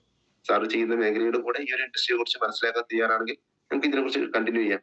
പിന്നെ യാതൊരു നഷ്ടസാധ്യതയും ഇല്ലാതെ ഈസിയായി ചെയ്യാൻ പറ്റുന്ന ഒരു ബിസിനസ് ഉണ്ടെങ്കിൽ ഒന്ന് ട്രൈ ചെയ്യുന്നതിനെ കുറിച്ച് നിങ്ങളുടെ അഭിപ്രായം എന്താ, ഇതൊക്കെ ചോദിക്കാം നമുക്ക്. അല്ലപ്പോ എന്താ പറയാ ടെൻഷൻ ഇല്ലാതെ വളരെ ഫ്രീ ആയിട്ട് യാത്രകളൊക്കെ ചെയ്ത് നമ്മൾ കൂടെ പഠിച്ച ആളുകളെ നമുക്ക് യാത്ര ചെയ്ത് വിജയിക്കാൻ പറ്റുന്ന ഒരു അവസരം ഉണ്ടെങ്കിൽ നമുക്ക് ഒരുമിച്ച് നിന്ന് പ്രവർത്തിച്ചൂടെ എന്ന രീതിയിൽ അവരോട് ക്വസ്റ്റ്യൻ ചോദിക്കുന്ന സമയത്ത് അവർ നമുക്ക് എന്ത് ചെയ്യും, കാര്യങ്ങൾ പറഞ്ഞുതരും. ഇപ്പൊ പല ആൾക്കാർ പല സിറ്റുവേഷനിൽ നമുക്ക് ഈ ഒരു ബിസിനസ്സിൽ മാറി നിൽക്കുന്ന ആളുകളുണ്ട്. കഴിവില്ല, വിദ്യാഭ്യാസം ഇല്ല, എഴുതാനും വായിക്കാൻ അറിയില്ല എന്നൊക്കെ പറയുന്ന ആൾക്കാർക്ക് അത് വ്യക്തമായിട്ട് നമ്മൾ പറഞ്ഞ് ക്ലോസ് ചെയ്യുകയാണെങ്കിൽ അതിനെ അവർക്ക് നമ്മുടെ ഇൻഡസ്ട്രിയിലേക്ക് ഭാഗമായിട്ട് മാറ്റാൻ പറ്റും. ഇങ്ങനെ ഓക്കെ ആവുന്ന ആളുകളൊക്കെ നമ്മൾ എന്ത് ചെയ്യണം, അവിടുത്തെ പ്രോഗ്രാമിലേക്ക് എന്താ പറയുക കണക്ട് ചെയ്യാന്നുള്ളത്. ഫസ്റ്റ് നമ്മൾ ചെയ്യേണ്ടത് കസ്റ്റമറിനെ അറിഞ്ഞിട്ട് വേണം നമ്മൾ എന്ത് ചെയ്യണം ഈ ഇൻഡസ്ട്രിയെ കുറിച്ചിട്ട് പറഞ്ഞ് മനസ്സിലാക്കി കൊടുക്കാന്നില്ല, അല്ലെങ്കിൽ നമുക്ക് ആ സമയത്ത് വേസ്റ്റ് ആണെന്നുള്ളത്. പിന്നെ അതുപോലെ തന്നെ എന്താ പറയാ ഫോളോ അപ്പ്, അത് നമ്മൾ പറഞ്ഞ് ലിസ്റ്റ് കഴിഞ്ഞ് ഇൻവിറ്റേഷൻ കഴിഞ്ഞ് പ്ലാൻ കഴിഞ്ഞ് പിന്നെ ഫോളോ അപ്പ്. പ്ലാൻ പറയുന്ന കാര്യങ്ങൾ ബാക്കി പ്ലാനിലേക്കൊന്നും ഞാൻ കിടക്കുന്നില്ല, നിങ്ങൾക്ക് എല്ലാവരും പറയുന്ന കാര്യങ്ങൾ ലീഡേഴ്സ് ആയിട്ട് ഡിസ്കസ് ചെയ്താൽ മതി. 24 മണിക്കൂറിനുള്ളിൽ നിർബന്ധമായിട്ട് നമ്മൾ അവരെ ഫോളോ അപ്പ് ചെയ്തു. നമ്മൾ പ്ലാൻ കൊടുത്തു, ഉൽപ്പന്നങ്ങളെ കുറിച്ചൊക്കെ പരിചയപ്പെടുത്തി കൊടുത്തു. ഇതിന് ശേഷം നമ്മൾ എന്ത് ചെയ്യണം, നമ്മളൊരു 5 ഒരു ഡിസ്ട്രിബ്യൂട്ടർ കയ്യിലുള്ള 5 ബ്രോഷറെങ്കിലും നിർബന്ധമായിട്ട് വേണം. എന്റെ ടീമിലൊക്കെ ഞാൻ സ്ട്രിക്റ്റ് ആയിട്ട് പറയുന്ന കാര്യം, ബുക്ക് ഇല്ലെങ്കിൽ ബ്രോഷർ ഇല്ലെങ്കിൽ നമുക്കവിടെ ക്ലോസിംഗ് നടക്കൂല. കാരണം നമ്മൾ എന്താ പറയാ, നിങ്ങൾ ആലോചിച്ചിട്ട് പറയുന്നത് തിരിച്ചു പോകുന്ന കഴിഞ്ഞാൽ അവിടെ ആലോചിക്കാൻ അവർക്കൊന്ന് എന്താ പറയാ റെഫർ ചെയ്ത് നോക്കാൻ അവരുടെ ബുക്ക് അവിടെ നിർബന്ധം. ഫോളോ അപ്പിന്റെ കിറ്റിൽ വരുന്ന കാര്യമാണ് 5 ബുക്ക് ബ്രോഷർ. അത് കൊടുത്തിട്ട് വേണം നമ്മൾ തിരിച്ചു വരാൻ വേണ്ടിട്ട്. എന്നാലും അവർക്ക് മറിച്ച് നോക്കാനും, ഇപ്പൊ നമ്മൾ വീട്ടിൽ പോയി പ്ലാൻ കൊടുത്ത സമയത്ത് ഭാര്യയാണ് അവിടെ ഉണ്ടെങ്കിൽ ഭർത്താവ് ചിലപ്പോൾ ഉണ്ടാവില്ല. ഭർത്താവ് വന്നിട്ട് ഇപ്പൊ ഇങ്ങനെ ഒരു പ്രൊഡക്റ്റ് ഉണ്ടെങ്കിൽ വായിച്ചു നോക്കേണ്ട കാര്യങ്ങളൊക്കെ നോക്കാനൊക്കെ പറ്റും. അപ്പൊ ഒരു ഫോളോ അപ്പിന്റെ ഭാഗമായിട്ട് 5 ബുക്ക് നമ്മൾ കയ്യിൽ വെക്കുക. ഒരു ബുക്ക് എന്ത് ചെയ്യുക അവിടെ കൊടുത്തിട്ട് വേണം തിരിച്ചു വരാൻ. എന്നിട്ട് നമുക്ക് അഭിപ്രായം ചോദിക്കാൻ. പ്ലാൻ കൊടുത്തതിനു ശേഷം എങ്ങനെ ഉണ്ടായിരുന്നു അതിന്റെ പ്രസന്റേഷൻ ഒരിക്കലും ചോദിക്കരുത്. പിന്നെ അതുപോലെ തന്നെ എന്തായിരുന്നു, എങ്ങനെയുണ്ട് മാഡത്തിന്റെ അഭിപ്രായം എന്താന്ന് കേട്ടിട്ട് എന്നൊന്നും ചോദിക്കുന്നതിന് പകരം ഇതിൽ നിങ്ങൾക്ക് സ്ട്രൈക്ക് ചെയ്ത പ്രൊഡക്റ്റ് ഏതാന്ന് ചോദിക്കാം. അപ്പൊ നമ്മൾ ഫോളോ അപ്പ് പറയുമ്പോൾ ഇപ്പൊ ഞാൻ അത്രയും പ്രൊഡക്റ്റുകളൊക്കെ പറഞ്ഞ് വിശദീകരിച്ചേക്കാം. ഇതിൽ നിങ്ങൾക്ക് പിന്നെ സ്ട്രൈക്ക് ചെയ്ത ഒരു പ്രൊഡക്റ്റ് ഏതാ, അല്ലെ ഇഷ്ടപ്പെട്ട ഒരു പ്രൊഡക്റ്റ് ഏതായിരിക്കും എന്ന് ചോദിക്കാം. അപ്പൊ സ്വാഭാവികമായിട്ട് അവര് അതിൽ ഈ സാധനമാണ് ഇഷ്ടപ്പെട്ടത് എന്ന് പറയാം. അങ്ങനെ അവരെന്ത് ചെയ്യാം, നമ്മൾ ഇതിലേക്ക് കണക്ട് ചെയ്യാൻ പറ്റും. പ്രസന്റേഷൻ എങ്ങനെ ഉണ്ടായിരുന്നു എന്ന് ചോദിക്കേണ്ട ആവശ്യം അവിടെ വരുന്നില്ല. പിന്നെ വീട്ടിലേക്ക് വേണ്ട വിലക്കുറവിൽ ഉൽപ്പന്നങ്ങൾ കിട്ടുന്നതിന് വാങ്ങിച്ചൂടെ. വീട്ടിലേക്ക് നിങ്ങൾക്ക് ഏതെങ്കിലും ഉൽപ്പന്നങ്ങൾ സെലക്ട് ചെയ്തിട്ടുണ്ടെങ്കിൽ നിങ്ങൾക്ക് വിലക്കുറവിൽ കിട്ടുന്നതിന് ഈ രീതിയിലൂടെ വാങ്ങിച്ചൂടെ എന്ന കാര്യങ്ങളൊക്കെ നമുക്ക് ചോദിക്കാം. ഫോളോ അപ്പ് വളരെ ഇമ്പോർട്ടന്റ് ആണ്, വളരെ ശ്രദ്ധിക്കേണ്ട കാര്യങ്ങൾ.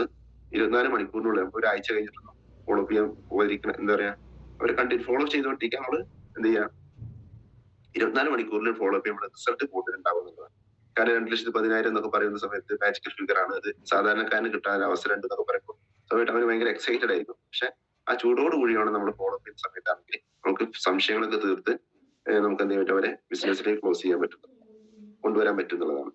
ഫോളോ അപ്പ് പറഞ്ഞു. പിന്നെ നമ്മൾ പറയേണ്ടത് എന്താണ്, അടുത്ത ക്ലോസിംഗ് ആണ്. വെരി ഇമ്പോർട്ടന്റ് ആണ്. നമ്മൾ പ്ലാനും പിന്നെ എന്താ പറയാ പ്രസന്റേഷൻ ഒക്കെ നടത്തി കഴിഞ്ഞാൽ ഇമ്പോർട്ടന്റ് ആയിട്ടുള്ള കാര്യം ക്ലോസിംഗ് ചെയ്യുക എന്നുള്ളതാണ്. പ്രൊഡക്റ്റ് ലിസ്റ്റ് സിമ്പിൾ ആയിട്ട് ഇടുക എന്നുള്ളതാണ്. ഇപ്പൊ ഭാരം തോന്നരുത് അവർക്ക്. ഉദാഹരണം പറയുകയാണെങ്കിൽ ഇപ്പൊ കഫിന് സാറ് ഒരു 6-7 എണ്ണം വെച്ചാൽ മതി, അതിന് അധികം എടുക്കേണ്ടതില്ല. നമുക്ക് അങ്ങനെ അങ്ങോട്ട് പറയാം, എങ്ങനെ അധികം ഉൽപ്പന്നങ്ങളൊന്നും എടുക്കണ്ട, നമുക്ക് വേണ്ടതായിട്ടുള്ള കുറച്ച് ഉൽപ്പന്നങ്ങൾ എന്ത് ചെയ്യാം, നിങ്ങൾക്ക് ഉപയോഗിക്കാനും വിൽക്കാനുമായിട്ടുള്ള പ്രൊഡക്റ്റുകൾ എടുത്താൽ മതി. 5-10 കഫിന് വെക്കാം സുഖമായിട്ട്. കഫിന് നമ്മൾ തുടങ്ങുന്നത് പിന്നെ ടേസ്റ്റ് 10-20 വെക്കാം. എന്താ പറയാ നിർബന്ധമായിട്ട് വിറ്റ് പോകുന്ന സാധനമാണ്, നമുക്ക് സാറിന് ഒരിക്കലും വേസ്റ്റ് വരില്ല എന്ന രീതിയിൽ നമുക്ക് അവരെ സിമ്പിൾ ആയിട്ട് ക്ലോസ് ചെയ്യാൻ പറ്റുന്നുണ്ടാവും. പിന്നെ അതുപോലെ തന്നെ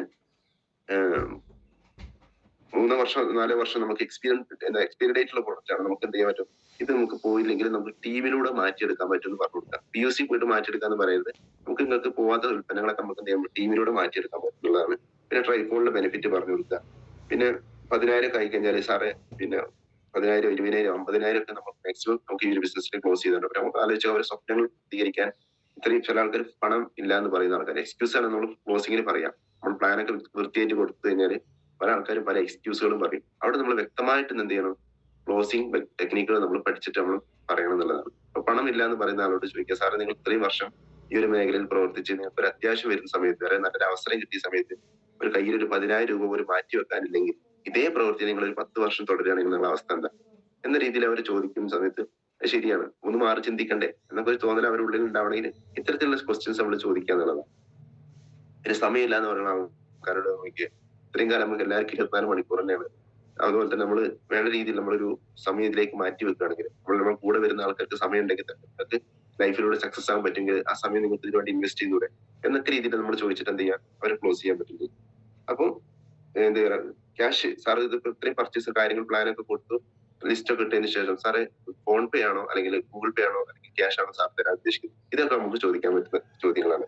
അങ്ങനെ എന്ത് ചെയ്യാൻ പറ്റും, പെട്ടെന്ന് എന്താ പറയാ അധികം അത് ക്ലോസ് ആയി കഴിഞ്ഞാൽ തന്നെ പൈസ ഗൂഗിൾ പേ തന്നു അല്ലെങ്കിൽ ഫണ്ട് നമുക്ക് തന്നു കഴിഞ്ഞാൽ പിന്നെ അധികം സംസാരിച്ചിരിക്കാതെ പെട്ടെന്ന് എന്ത് ചെയ്യാം, നമ്മൾ അവിടുന്ന് പോരുക എന്നുള്ള വളരെ ഇമ്പോർട്ടൻറ്റ്. ക്ലോസിങ് കഴിഞ്ഞാൽ പിന്നെ നമ്മൾ ഓവറായിട്ട് സംസാരിക്കാനോ അല്ലെങ്കിൽ അഭിപ്രായങ്ങൾ ചോദിക്കാനോ നിൽക്കാതെ പെട്ടെന്ന് എന്താ പറയുക തിരിച്ചു പോരുക എന്നുള്ളതാണ്.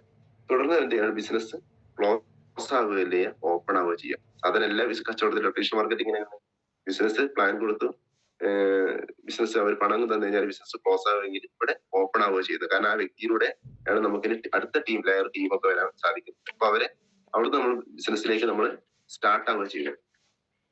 അപ്പൊ നമ്മൾ എന്ത് ചെയ്തു, ഇതൊക്കെ കഴിഞ്ഞു, നമുക്ക് സ്റ്റാർട്ടായി, ബിസിനസ് സ്റ്റാർട്ടായി. ഒരു വ്യക്തി നമ്മളെ കൂടെ അസോസിയേറ്റ് ചെയ്ത് കഴിഞ്ഞാൽ നമ്മൾ ചെയ്യേണ്ട കുറച്ച് കാര്യങ്ങൾ വളരെ ശ്രദ്ധിച്ച് നമ്മൾ ചെയ്യേണ്ട കാര്യങ്ങളാണ്.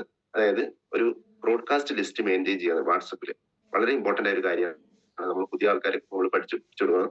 വാട്സപ്പിൽ നമ്മൾ പ്ലാൻ കൊടുത്ത ആളുകളൊക്കെ നമുക്ക് ഓർമ്മ ഉണ്ടാവില്ല. നമ്മൾ മാസങ്ങളും എന്താ പറയുക ആഴ്ചകളൊക്കെ കഴിയുന്ന സമയത്ത് തുടക്കത്തിൽ ആർക്കാണ് ഞാൻ ഈ പ്ലാൻ കൊടുത്ത്, ആരാണ് നമ്മളതിന് പേസ്റ്റ് വാങ്ങിയതെന്ന് നമുക്ക് ഓർമ്മ ഉണ്ടാവില്ല. ഇത് നമ്മളൊരു വാട്സപ്പിൽ ബ്രോഡ്കാസ്റ്റ് ഗ്രൂപ്പ് കൊടുക്കുക. അതിന് പ്ലാൻ കൊടുത്ത ആൾക്കാർക്ക് ഒരു ഗ്രൂപ്പും പ്ലാൻ കൊടുക്കാനുള്ള ആളുകൾക്ക് നമുക്കൊരു പ്രോസ്പെക്ടിംഗ് ലിസ്റ്റ് എന്നുള്ളതിൽ 2 ഗ്രൂപ്പ് ഉണ്ടാക്കുക. ഈ ബ്രോഡ്കാസ്റ്റ് ഗ്രൂപ്പിലേക്ക് നമ്മൾ എന്ത് ചെയ്യാൻ പറ്റും, പ്ലാൻ കൊടുത്ത ആൾക്കാരാണെങ്കിൽ റിസൾട്ടുകൾ, പിന്നെ കമ്പനിയുടെ ട്രെയിനിങ് വീഡിയോസ്, അതുപോലെ തന്നെ ലീഡേഴ്സിന്റെ സ്പീച്ച് ഇത് അയച്ചു കൊടുക്കുക. ഒരു ദിവസം തന്നെ ഒരുപാട് ലീഡേഴ്സിന്റെ സ്പീച്ച് ഒന്ന് അയച്ചു കൊടുക്കുക. 1-2 ലിങ്കുകളൊക്കെ നമ്മൾ എന്ത് ചെയ്യുക, അല്ലെങ്കിൽ ഈ ഇതിലേക്ക് അയച്ചു കൊടുക്കുക. പ്ലാൻ കൊടുത്ത ആൾക്കാർക്ക് പ്രൊഡക്റ്റിന്റെ റിസൾട്ട് അയച്ചു കൊടുക്കുക, ലീഡേഴ്സായിട്ട് കണക്ട് ചെയ്യുക. ഇതൊക്കെ നമുക്ക് എന്ത് ചെയ്യാൻ പറ്റും, നമ്മൾ പ്രധാനപ്പെട്ട ഒരു വ്യക്തിയെ കണ്ടെങ്കിൽ ലീഡേഴ്സിനായിട്ട് എന്ത് ചെയ്യുക, പെട്ടെന്ന് കണക്ട് ചെയ്യുക, അടുത്ത പ്രോഗ്രാം സെന്ററിലേക്ക് ട്രെയിനിങ്ങിലേക്കും അവരെ എത്തിക്കാൻ ശ്രമിക്കുക. ഇങ്ങനെ വളരെ ഇമ്പോർട്ടന്റ് ആയ കാര്യം, നമ്മൾ കൂടെ ജോയിൻ ചെയ്ത വ്യക്തിയെ പെട്ടെന്ന് എന്ത് ചെയ്യണം, അവരെ പ്രോഗ്രാം സെന്ററിലേക്കും ലീഡേഴ്സായിട്ട് കണക്ട് ചെയ്യാനും ഈ നമ്മൾ ഇതിലുള്ള ലീഡേഴ്സ് സ്പീച്ച്, പ്രത്യേകിച്ച് നമ്മുടെ ഡയമണ്ട് എക്സിക്യൂട്ടീവ് അനീസ് സാറിന്റെയും അതുപോലെ തന്നെ ഡയമണ്ട് എക്സിക്യൂട്ടീവ് മുബീൻ സാറിന്റെ ഒക്കെ വീഡിയോസ് യൂട്യൂബിലൊക്കെ ഒരുപാട്, അതൊക്കെ എന്ത് ചെയ്യുക, ഇത് ഇവർക്ക് അയച്ചു കൊടുത്ത് ഇവർ കണ്ടിട്ടുണ്ടെന്ന് ഉറപ്പുവരുത്തുക. ഞാൻ നല്ലൊരു ബിസിനസ് നിന്നോട് പറഞ്ഞില്ലേ, ഞാൻ ഒരു ലിങ്ക് അയക്കും, ഞാൻ ലിങ്ക് ഒന്ന് കേട്ടിട്ട് അഭിപ്രായം പറയും. എന്നിട്ട് നമ്മൾ അയച്ചു കൊടുത്തതിന് ശേഷം വീണ്ടും വൈകുന്നേരം ആവുന്ന സമയത്ത് പിറ്റേ ദിവസം ആകുമ്പോൾ വിളിച്ചു നോക്കുക, നീ കേട്ടിരുന്നു, നിനക്ക് എന്താ തോന്നിയത്, അവർ കേട്ടെന്ന് ഉറപ്പിക്കുക. സ്വാഭാവികമായിട്ട് ആ ട്രെയിനിങ് ലിങ്കുകളൊക്കെ കേട്ട് കഴിഞ്ഞാൽ തന്നെ അവര് നമ്മുടെ കൂടെ ബിസിനസ്സിലേക്ക് തീർച്ചയായിട്ടും വരുന്നുള്ളത്. അപ്പോൾ ഒരു പഠിക്കാനുള്ള ഒരു ടൂൾ തന്നെ അവർക്ക് കിട്ടുന്നത്, അത് നമ്മൾ മാക്സിമം ഉപയോഗപ്പെടുത്തുക. ബ്രോഡ്കാസ്റ്റ് ഗ്രൂപ്പ് ഉണ്ടാക്കിയിട്ട് ലിങ്കും കാര്യങ്ങളൊക്കെ അയച്ചു കൊടുക്കുക. പിന്നെ അതുപോലെ തന്നെ പ്ലാൻ കൊടുക്കാത്ത ആളുകൾക്ക് ഒരിക്കലും നമ്മൾ റിസൾട്ടുകളൊന്നും അയച്ചു കൊടുക്കരുത്. അവർക്ക് നമ്മൾ hi bye message, good morning ഒക്കെ എപ്പോഴെങ്കിലും അയച്ചു കൊടുത്തിട്ട് അവർക്ക് പ്ലാൻ കൊടുത്തതിന് ശേഷം നമ്മൾ റിസൾട്ടും കാര്യങ്ങളൊക്കെ അയച്ചു കൊടുക്കുക എന്നുള്ളത്. പിന്നെ നമ്മൾ അത് ശ്രദ്ധിക്കാൻ, നമ്മുടെ ടീമിലേക്ക് ഒരുപാട് കാറ്റഗറി ആളുകൾ നമ്മുടെ ടീമിലേക്ക് കടന്നു വരും. അതിൽ പ്രധാനമായിട്ട് ഇതിന് ABCD കാറ്റഗറി നമ്മൾ തിരിക്കുക എന്നത് വളരെ ഇമ്പോർട്ടന്റ് ആണ്. അതിൽ ഡെയിലി കമ്മ്യൂണിക്കേഷൻ ചെയ്യുന്ന ആളുകളെ നമ്മൾ A കാറ്റഗറിയിലും, ആഴ്ചയിലൊക്കെ 2 ആഴ്ച കൂടുമ്പോൾ സംസാരിക്കുന്ന ആളുകൾ അല്ലെങ്കിൽ കമ്മ്യൂണിക്കേഷൻ ചെയ്യേണ്ട ആളുകൾ B കാറ്റഗറിയിലും, മാസത്തിലൊക്കെ സംസാരിക്കേണ്ട C കാറ്റഗറിയിലൊക്കെ ഉൾപ്പെടുത്തുക. എന്നിട്ട് അവരെ ഡെയിലി കമ്മ്യൂണിക്കേഷൻ, നമ്മുടെ ടീമിലേക്ക് എത്ര ആളുകൾ കടന്നു വരുമ്പോഴും നമ്മൾ വലിയൊരു ഓർഗനൈസേഷൻ നയിക്കേണ്ട ലീഡേഴ്സ് ആയിട്ട് നമ്മൾ മാറും ചെയ്യുന്ന സമയത്ത്. ലോകത്തിൽ ഏറ്റവും ബുദ്ധിമുട്ടുള്ള പണി എന്ന് പറയുന്നത് പല ആൾക്കാർ പല മേഖലയിൽ പറയാറുണ്ടെങ്കിലും മാനേജ്മെന്റ്, അതുകൊണ്ട് പഠിച്ച് നമുക്ക് സിമ്പിൾ ആയിട്ട് നമുക്ക് ചെയ്യാൻ പറ്റും. നമുക്ക് കണ്ടില്ലേ, നമ്മള് പോത്തുകളൊക്കെ കൊണ്ടുപോകണ താറാവിനെ കൊണ്ടുവന്നില്ലേ, ഒരു വടിയിൽ തിരിച്ചൊരു കവർ വെച്ച് കഴിഞ്ഞാല് താറാവുകൾ എന്ത് ചെയ്യും, കറക്റ്റ് ആ ലെയറിലൂടെ ഒക്കെ നടന്നു പോകണം, അങ്ങോട്ടോട്ട് തെറ്റാതെ പോകുന്നുണ്ട്. അത് ഒരു കടിഞ്ഞാണാണ്. ഇപ്പൊ ആനയെ ആനയെ വരെ മരിക്കാൻ പറ്റിച്ച മനുഷ്യന്മാർക്ക് മറ്റുള്ള ആളുകളെ മരിക്കാൻ ഒരു പണിയില്ല. നമ്മൾ പഠിച്ചു കഴിഞ്ഞാൽ സിമ്പിൾ ആയിട്ട് നമുക്ക് എന്ത് ചെയ്യാൻ പറ്റും, ഇത് മാനേജ്മെന്റ് നമുക്ക് ഇതിൽ പഠിക്കാൻ പറ്റും. അപ്പൊ കമ്മ്യൂണിക്കേഷൻ വളരെ ഇമ്പോർട്ടന്റ്. നമ്മൾ കൂടെ വന്ന വ്യക്തികളെ, പ്രധാനപ്പെട്ട വ്യക്തികളെ നമ്മൾ ഡെയിലി കമ്മ്യൂണിക്കേഷൻ ചെയ്യേണ്ട ആളുകളൊക്കെ ഡെയിലി കമ്മ്യൂണിക്കേഷൻ ചെയ്താൽ അവരുടെ ആവശ്യങ്ങളനുസരിച്ച് അവരെ വീട്ടിൽ പോയി ഇരുന്നിട്ട് കാര്യങ്ങളൊക്കെ സംസാരിച്ചിട്ട് വ്യക്തമായിട്ട് ഇതിന്റെ ഗൈഡ് ലൈൻസും കാര്യങ്ങളൊക്കെ പറഞ്ഞ് മുന്നോട്ട് കൊണ്ടുപോകാൻ ശ്രമിക്കുക എന്നുള്ളതാണ്. നല്ല ബന്ധങ്ങൾ കാത്തു സൂക്ഷിക്കും. നമ്മൾ ക്ഷമയോടുകൂടി കേൾക്കാൻ തയ്യാറ്. ഒരു ലീഡർഷിപ്പിന്റെ ക്വാളിറ്റിയിൽപ്പെട്ട കാര്യമാണ്.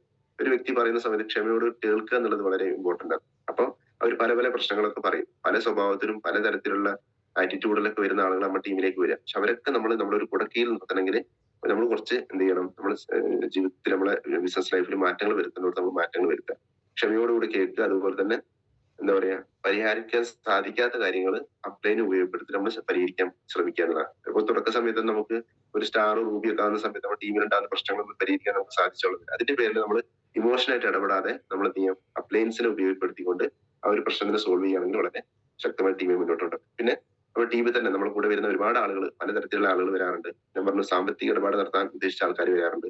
ഇതൊക്കെ നമ്മൾ വളരെ ശ്രദ്ധിക്കേണ്ട ഒരു കാര്യം. നമ്മുടെ ടീമിൽ ഒരിക്കലും സാമ്പത്തിക ഇടപാട് നമ്മൾ എന്ത് ചെയ്യാൻ പറ്റില്ല, ചെയ്യാൻ പാടില്ല എന്ന് വളരെ ഇമ്പോർട്ടന്റ് ആണ്. അത് നമ്മൾ എപ്പോഴും ശ്രദ്ധിക്കുക, സാമ്പത്തിക ഇടപാട് നടത്താതിരിക്കുക എന്നുള്ളത് തന്നെയാണ്. പിന്നെ അടുത്ത കാര്യം എന്ന് വെച്ചാല് നമ്മൾ എസ്ബർട്ട് തിയറി. ഇപ്പൊ നമ്മൾ പല ആൾക്കാർ തർക്കിക്കുന്ന ആൾക്കാരുണ്ട്. നമ്മൾ എന്തെങ്കിലും പറയുന്ന സമയത്ത്, പ്ലാൻ കൊടുക്കുന്ന സമയത്തൊക്കെ പല ആൾക്കാർ തർക്കിക്കുന്ന ആളല്ല. അപ്പോൾ എസ്ബർട്ട് തിയറി വെച്ചിട്ട് അവരെ ക്ലോസ് ചെയ്യാൻ ശ്രമിക്കുക. ഒരിക്കലും നമ്മൾ തർക്കിക്കരുത്. അപ്പൊ സാർ പറഞ്ഞ ശരിയാണ്. ഇപ്പൊ ചില ആൾക്കാർ ഇത് മണി ചെയ്യുന്നല്ലേ, അല്ലെങ്കിൽ ഇത് ആളെ ചേർക്കുന്ന പരിപാടിയില്ലേ, യെസ് സാർ, പക്ഷെ ബട്ട് എന്ന് പറഞ്ഞിട്ട് അത് തിരുത്തി കൊടുക്കുക. എന്തുകൊണ്ടാണ് നമ്മൾ ഇങ്ങനെ ചെയ്യേണ്ടത്, എന്തുകൊണ്ടാണ് നമ്മൾ ഇങ്ങനെ ചെയ്യുന്നത്. നെഗറ്റീവ് പറയുന്ന ആൾക്കാർ സ്റ്റോപ്പ് പറഞ്ഞിട്ട് പിന്മാറാൻ ശ്രമിക്കുകയാണ്. പല തരത്തിലുള്ള ആൾക്കാർ നമ്മുടെ ടീമിലേക്ക് വരുമ്പോൾ നെഗറ്റീവ് ആയിട്ടുള്ള ആളുകളെ നമ്മൾ എന്ത് ചെയ്യുക, അവിടെ അധികം സംസാരിച്ചിരിക്കാതെ അവിടെ നമ്മൾ എന്ത് ചെയ്യുക, മാറി നിന്ന് നമ്മളെ കാര്യങ്ങളിലേക്ക് പോകാവുന്നതാണ്. പിന്നെ നിർബന്ധമായിട്ട് കഴിഞ്ഞിട്ട് നമ്മുടെ ഡയറിയിലൊക്കെ കാര്യം പ്ലാനിങ്ങും ആക്ഷനും ഇവാലുവേഷൻ നമ്മൾ നടത്തുന്നത് വളരെ ഇമ്പോർട്ടന്റ് ആണ്. പ്ലാനിങ് ഉണ്ടായിട്ട് എത്ര ആളുകൾക്ക് പ്ലാൻ കൊടുത്തു, അതിന്റെ ആക്ഷൻ എത്ര നടന്നു, അതില് എത്ര എന്താ പറയാ ക്ലോസ് ചെയ്തു. ഒരു തുടക്കക്കാർക്കൊക്കെ നമ്മൾ ചെയ്യേണ്ട കാര്യം 1-2 വർഷം ആൾക്കാർ നമ്മുടെ ടീമിൽ ഉണ്ടാവും. അവരെ കാര്യങ്ങൾ തന്നെ നമ്മൾ എന്ത് ചെയ്യുക, ഒരു ഡയറി ഒക്കെ വെച്ച് മെയിൻറ്റെയിൻ ചെയ്യുകയാണെങ്കിൽ നമുക്ക് നല്ല രീതിയിൽ എന്ത് ചെയ്യാൻ പറ്റും, ആ ടീമിനെ നമ്മൾ ലീഡേഴ്സ് ആക്കി മാറ്റിയെടുക്കാൻ പറ്റും. ആഴ്ചയിലോ മാസത്തിലോ അല്ലെങ്കിൽ എന്താ പറയാ ആഴ്ചയിൽ തന്നെ ഒരു പ്ലാനിങ് മീറ്റ് വളരെ ഇമ്പോർട്ടന്റ്. ആ പ്ലാനിങ്ങിൽ എത്ര ആളുകൾ പങ്കെടുക്കുന്നുണ്ട്, അതിന്റെ എത്ര ആളുകൾ ക്ലോസ് ആവുന്നിട്ടുണ്ട്, എത്ര ആളുകൾ ഉൽപ്പന്നങ്ങൾ വാങ്ങിയിട്ടുണ്ട്, ഇതൊക്കെ ഒരു ലീഡർ അറിഞ്ഞിരിക്കും. ലീഡർ എന്നുള്ള ആരാണ്, ഒരുപാട് ആൾക്കാർ വരുന്നവരല്ലേ ഈ ബിസിനസിനെ കുറിച്ച് അറിഞ്ഞ ഒരു ഐഡിയ അടിച്ച വ്യക്തി ലീഡർഷിപ്പിലേക്ക് വരുന്ന ആളുകൾ.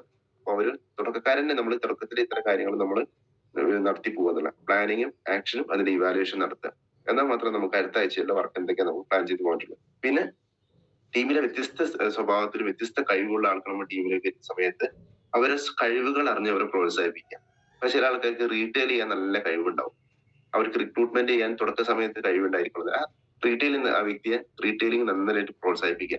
അതിന് ചെറിയ ഓഫർ ഒക്കെ കൊടുത്തിട്ട് എന്ത് ചെയ്യുക, അവരെ പ്രോത്സാഹിപ്പിച്ചാല് എന്നും നമ്മുടെ ടീമിലേക്ക് നിലനിൽക്കും. ചില ആൾക്കാർ റീറ്റെയിൽ നന്നായിട്ട് ചെയ്യുന്ന സമയത്തായിരിക്കും നമ്മൾ പോയിട്ട് പറയാം നീ 2 ആളെ ചേർത്ത് എന്ന് പറയുന്ന വ്യക്തി പറയുന്ന സമയത്ത് ആ വ്യക്തിക്ക് ചിലപ്പോൾ അതിലൂടെ അദ്ദേഹം ആ വ്യക്തി എന്ത് ചെയ്യും, നമ്മൾ റീറ്റെയിൽ പോലും നഷ്ടപ്പെടുത്തിട്ട് മാറി നിൽക്കുന്ന ഒരു സമയം ഉണ്ടാവും. കാരണം അവർ റീറ്റെയിലിൽ നല്ല വരുമാനം ഉണ്ടാക്കുന്ന മേടായിരിക്കും, അല്ലെങ്കിൽ വ്യക്തിയായിരിക്കും. അപ്പൊ അവർ ആ മേഖലയിൽ അവരെ കഴിവിനെ എന്ത് ചെയ്യാം, നമ്മൾ ഉപയോഗപ്പെടുത്തുക. നമ്മുടെ ടീമിൽ പല സ്വഭാവത്തിലും കഴിവുള്ള ആൾക്കാരെ വരുന്ന സമയത്ത് നല്ലൊരു ട്രിപ്പുള്ള ടീമായിട്ട് മാറുക.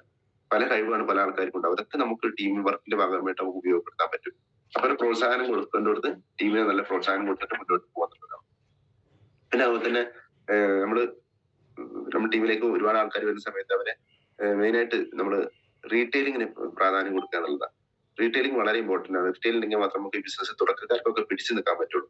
അതൊരു എന്താ പറയാ 1000-ന്റെയോ 1500-ഓ 2000-ന്റെയോ കിറ്റ് പ്രൊമോട്ട് ചെയ്യാം. നമ്മൾ വീട്ടിലെ തൊട്ടടുത്തുള്ള ആളുകളൊക്കെ നമ്മൾ ഉൽപ്പന്നങ്ങൾ വാങ്ങി ഉപയോഗിക്കുന്ന ആളുകളാകുമ്പോഴാണ് നമുക്ക് ആഴ്ചയിൽ നല്ല വരുമാനത്തിലേക്ക് മാസത്തിലേക്ക് വരുമാനത്തിലേക്ക് മാറാൻ പറ്റുക. അപ്പോൾ ടീമിൽ റീറ്റെയിലിംഗ് നടത്താൻ വളരെ സിമ്പിൾ ആയിട്ട് കാര്യം കിറ്റ് പ്രൊമോട്ട്. ഒരു കിറ്റിൽ നമ്മൾ എന്തൊക്കെ വെക്കാം, നൊവേന ജെല്ല് വെക്കാം, പേസ്റ്റ് വെക്കാം, ടോയ്ലറ്റ് ക്ലീനർ വെക്കാം. അതിന് ന്യൂ സ്റ്റാർ എലമെന്റ്സ് ഒന്നും ഇല്ല. അത് നമ്മളൊരു കിറ്റ് പ്രൊവൈഡ് ചെയ്യാൻ 10 വീട്ടുകാർക്ക് നമ്മളൊരു കിറ്റ് പ്രൊവൈഡ് ചെയ്യാം. നമ്മൾ വേണ്ടപ്പെട്ട കുടുംബക്കാർക്കൊക്കെ എന്താ പറയുക, നമ്മളൊരു ബിസിനസ് ചെയ്യുന്നുണ്ടല്ലോ, അപ്പൊ നമ്മൾ എന്ത് ചെയ്യണം, ഈ ഒരു കിറ്റിൽ നമ്മൾ ഇൻഹേലർ വെക്കാം, അതുപോലെ തന്നെ ടോയ്ലറ്റ് ക്ലീനർ, ഇങ്ങനെയുള്ള സാധനങ്ങളൊക്കെ വെച്ചിട്ട് നമ്മൾ എന്ത് ചെയ്യാം, ഡയറക്റ്റ് അവരടുത്ത് പോയിട്ട് പറയാം ഈ മാസം നിങ്ങൾ എന്റെ ഈ ഉൽപ്പന്നം ഉപയോഗിക്കും, നല്ലതാണെങ്കിൽ എന്ത് ചെയ്യാൻ പറ്റും, നമുക്ക് അടുത്ത മാസം കൂടി ഉപയോഗിക്കാമോ എന്ന രീതിയിൽ അവർ 10 വീട്ടുകാർക്ക് നമ്മൾ ഈ ഉൽപ്പന്നങ്ങൾ എത്തിച്ചു കഴിഞ്ഞാൽ സ്വാഭാവികമായിട്ട് എന്ത് ചെയ്യും, അവർ ഉപയോഗിച്ച് തുടങ്ങി കഴിഞ്ഞാൽ നമുക്ക് റിസൾട്ട് വരും. അപ്പൊ റീറ്റെയിൽ ചെയ്യാൻ പറ്റുന്ന ആളുകളെ റീറ്റെയിലിംഗ് ഫോക്കസ് ചെയ്യുക. പിന്നെ നമ്മളൊരു സ്വന്തം ബിസിനസ് ആണ്, അപ്പൊ നമ്മൾ ചെറിയൊരു ഓഫർ കൊടുക്കുക. അപ്പൊ ഈ മാസം എന്റെ അടുത്ത് എടുക്കുകയാണെങ്കിൽ ഒരു പേസ്റ്റ് അല്ലെങ്കിൽ ഒരു സോപ്പ് ഫ്രീ ആയിട്ട് കൊടുക്കുക. ഇപ്പൊ നിങ്ങൾ എടുക്കുകയാണെങ്കിൽ നിങ്ങൾക്ക് ഫ്രീ ഒരു ഓഫർ കൂടി ഉണ്ട് എന്നൊക്കെ പറഞ്ഞിട്ട് നമ്മൾ തന്നെ ചിന്തിക്കേണ്ട കാര്യം, നമ്മൾ ലീഡേഴ്സിനോട് ആലോചിച്ചിട്ട് നമ്മൾ ചെയ്യേണ്ട കാര്യം ടീമിൽ ചെറിയ കോൺടെസ്റ്റുകളൊക്കെ വെക്കുക. ഇത് വെച്ചിട്ട് റീറ്റെയിൽ നന്നായിട്ട് ഫോക്കസ് ചെയ്യുന്നതാണ്. അപ്പൊ തുടക്കക്കാരെ എന്ത് ചെയ്യുക, ഒരു 10 വീട്ടുകാർക്കെങ്കിലും നമ്മൾ ഉൽപ്പന്നങ്ങൾ കൊടുക്കുന്ന ഉപയോഗിക്കുന്ന ആളുകളാക്കി മാറ്റാൻ നമ്മൾ ശ്രമിക്കുക എന്നുള്ളത് തന്നെയാണ്. പിന്നെ അതുപോലെ തന്നെ റീറ്റെയിൽ നമ്മൾ റിക്രൂട്ട്മെന്റ് വളരെ ഇമ്പോർട്ടന്റ് ആണ്. റിക്രൂട്ട്മെന്റ് ഉണ്ടെങ്കിൽ മാത്രമേ നമുക്ക് ഒരു ടീമിൽ നമുക്ക് പാസീവ് ഇൻകത്തിനൊക്കെ നമ്മൾ അർഹത ഉണ്ടാവുള്ളൂ. ഇത് നമ്മൾ റീറ്റെയിൽ ചെയ്യുന്ന ആളുകളെ പതിയെ എന്ത് ചെയ്യണം, ഫോക്കസ് ചെയ്തിട്ട് റിക്രൂട്ട്മെന്റിലേക്ക് കൊണ്ടുവരാൻ പറ്റും. ശ്രീജാമത്തിനൊക്കെ അറിയാലോ, അവരൊക്കെ തുടക്കത്തിൽ നല്ല റീറ്റെയിൽ ചെയ്തിട്ടാണ് റിക്രൂട്ട്മെന്റ് ചെയ്യാൻ തുടങ്ങിയതിന് ശേഷമാണ് അവർക്ക് ടീമിൽ ഇന്ന് NTC ഒക്കെ ആയത്. അപ്പൊ നമുക്ക് വലിയ രീതിയിലേക്ക് പോകാനും പാസീവ് ഇൻകം കിട്ടാനൊക്കെ റിക്രൂട്ട്മെന്റ് വളരെ ഇമ്പോർട്ടന്റ് ആണ്. റിക്രൂട്ട്മെന്റ് ഞാൻ പറഞ്ഞ ലിസ്റ്റ് ഞാൻ പറഞ്ഞു, തുടക്കത്തിൽ പറഞ്ഞു, അത് നമ്മൾ മെയിൻറ്റെയിൻ ചെയ്യുക എന്നുള്ളത് തന്നെയാണ്. പിന്നെ വന്ന ആളുകളെ റിട്ടൻഷൻ ചെയ്യുക, നാളെ നിലനിർത്തുക എന്നുള്ളതാണ്. അതിന് നമ്മൾ ചെയ്യേണ്ട കാര്യം ട്രെയിനിങ്ങും പ്രോഗ്രാമും നിരന്തരം അവർ അറ്റൻഡ് ചെയ്യിക്കുക എന്നുള്ളതാണ്. റീറ്റെയിൽ ചെയ്യുന്ന ആളുകളെ നമ്മൾ കൂടെ വന്ന വ്യക്തികളൊക്കെ വരുന്ന ആഴ്ചയിലെ GTS-ലേക്കും പ്രോഗ്രാമിലേക്കും കണക്ട് ചെയ്ത് വളരെ ഇമ്പോർട്ടന്റ് ആണ്. ആ കണക്ട് ചെയ്യുമ്പോൾ ഒരുപാട് ലീഡേഴ്സിന്റെ എക്സ്പീരിയൻസ് കിട്ടുന്നതും അതുപോലെ തന്നെ ലീഡേഴ്സായിട്ട് കണക്ഷൻ ഉണ്ടാകുന്ന സമയത്ത് ഇതിന്റെ പൊട്ടൻഷ്യലൊക്കെ അവരുടെ ഉള്ളിലേക്ക് മനസ്സിലാക്കാൻ പറ്റും. അപ്പൊ അതുകൊണ്ട് ട്രെയിനിങ്ങും പ്രോഗ്രാമും FSS അതുപോലെ തന്നെ 1 ഡേ ട്രെയിനിങ്, RTP, LTP പോലുള്ള ട്രെയിനിങ്ങിലൊക്കെ അവരെ പങ്കെടുപ്പിക്കുക. അങ്ങനെയാണ് അവർ റിട്ടൻഷൻ ചെയ്യാൻ പറ്റുള്ളൂ.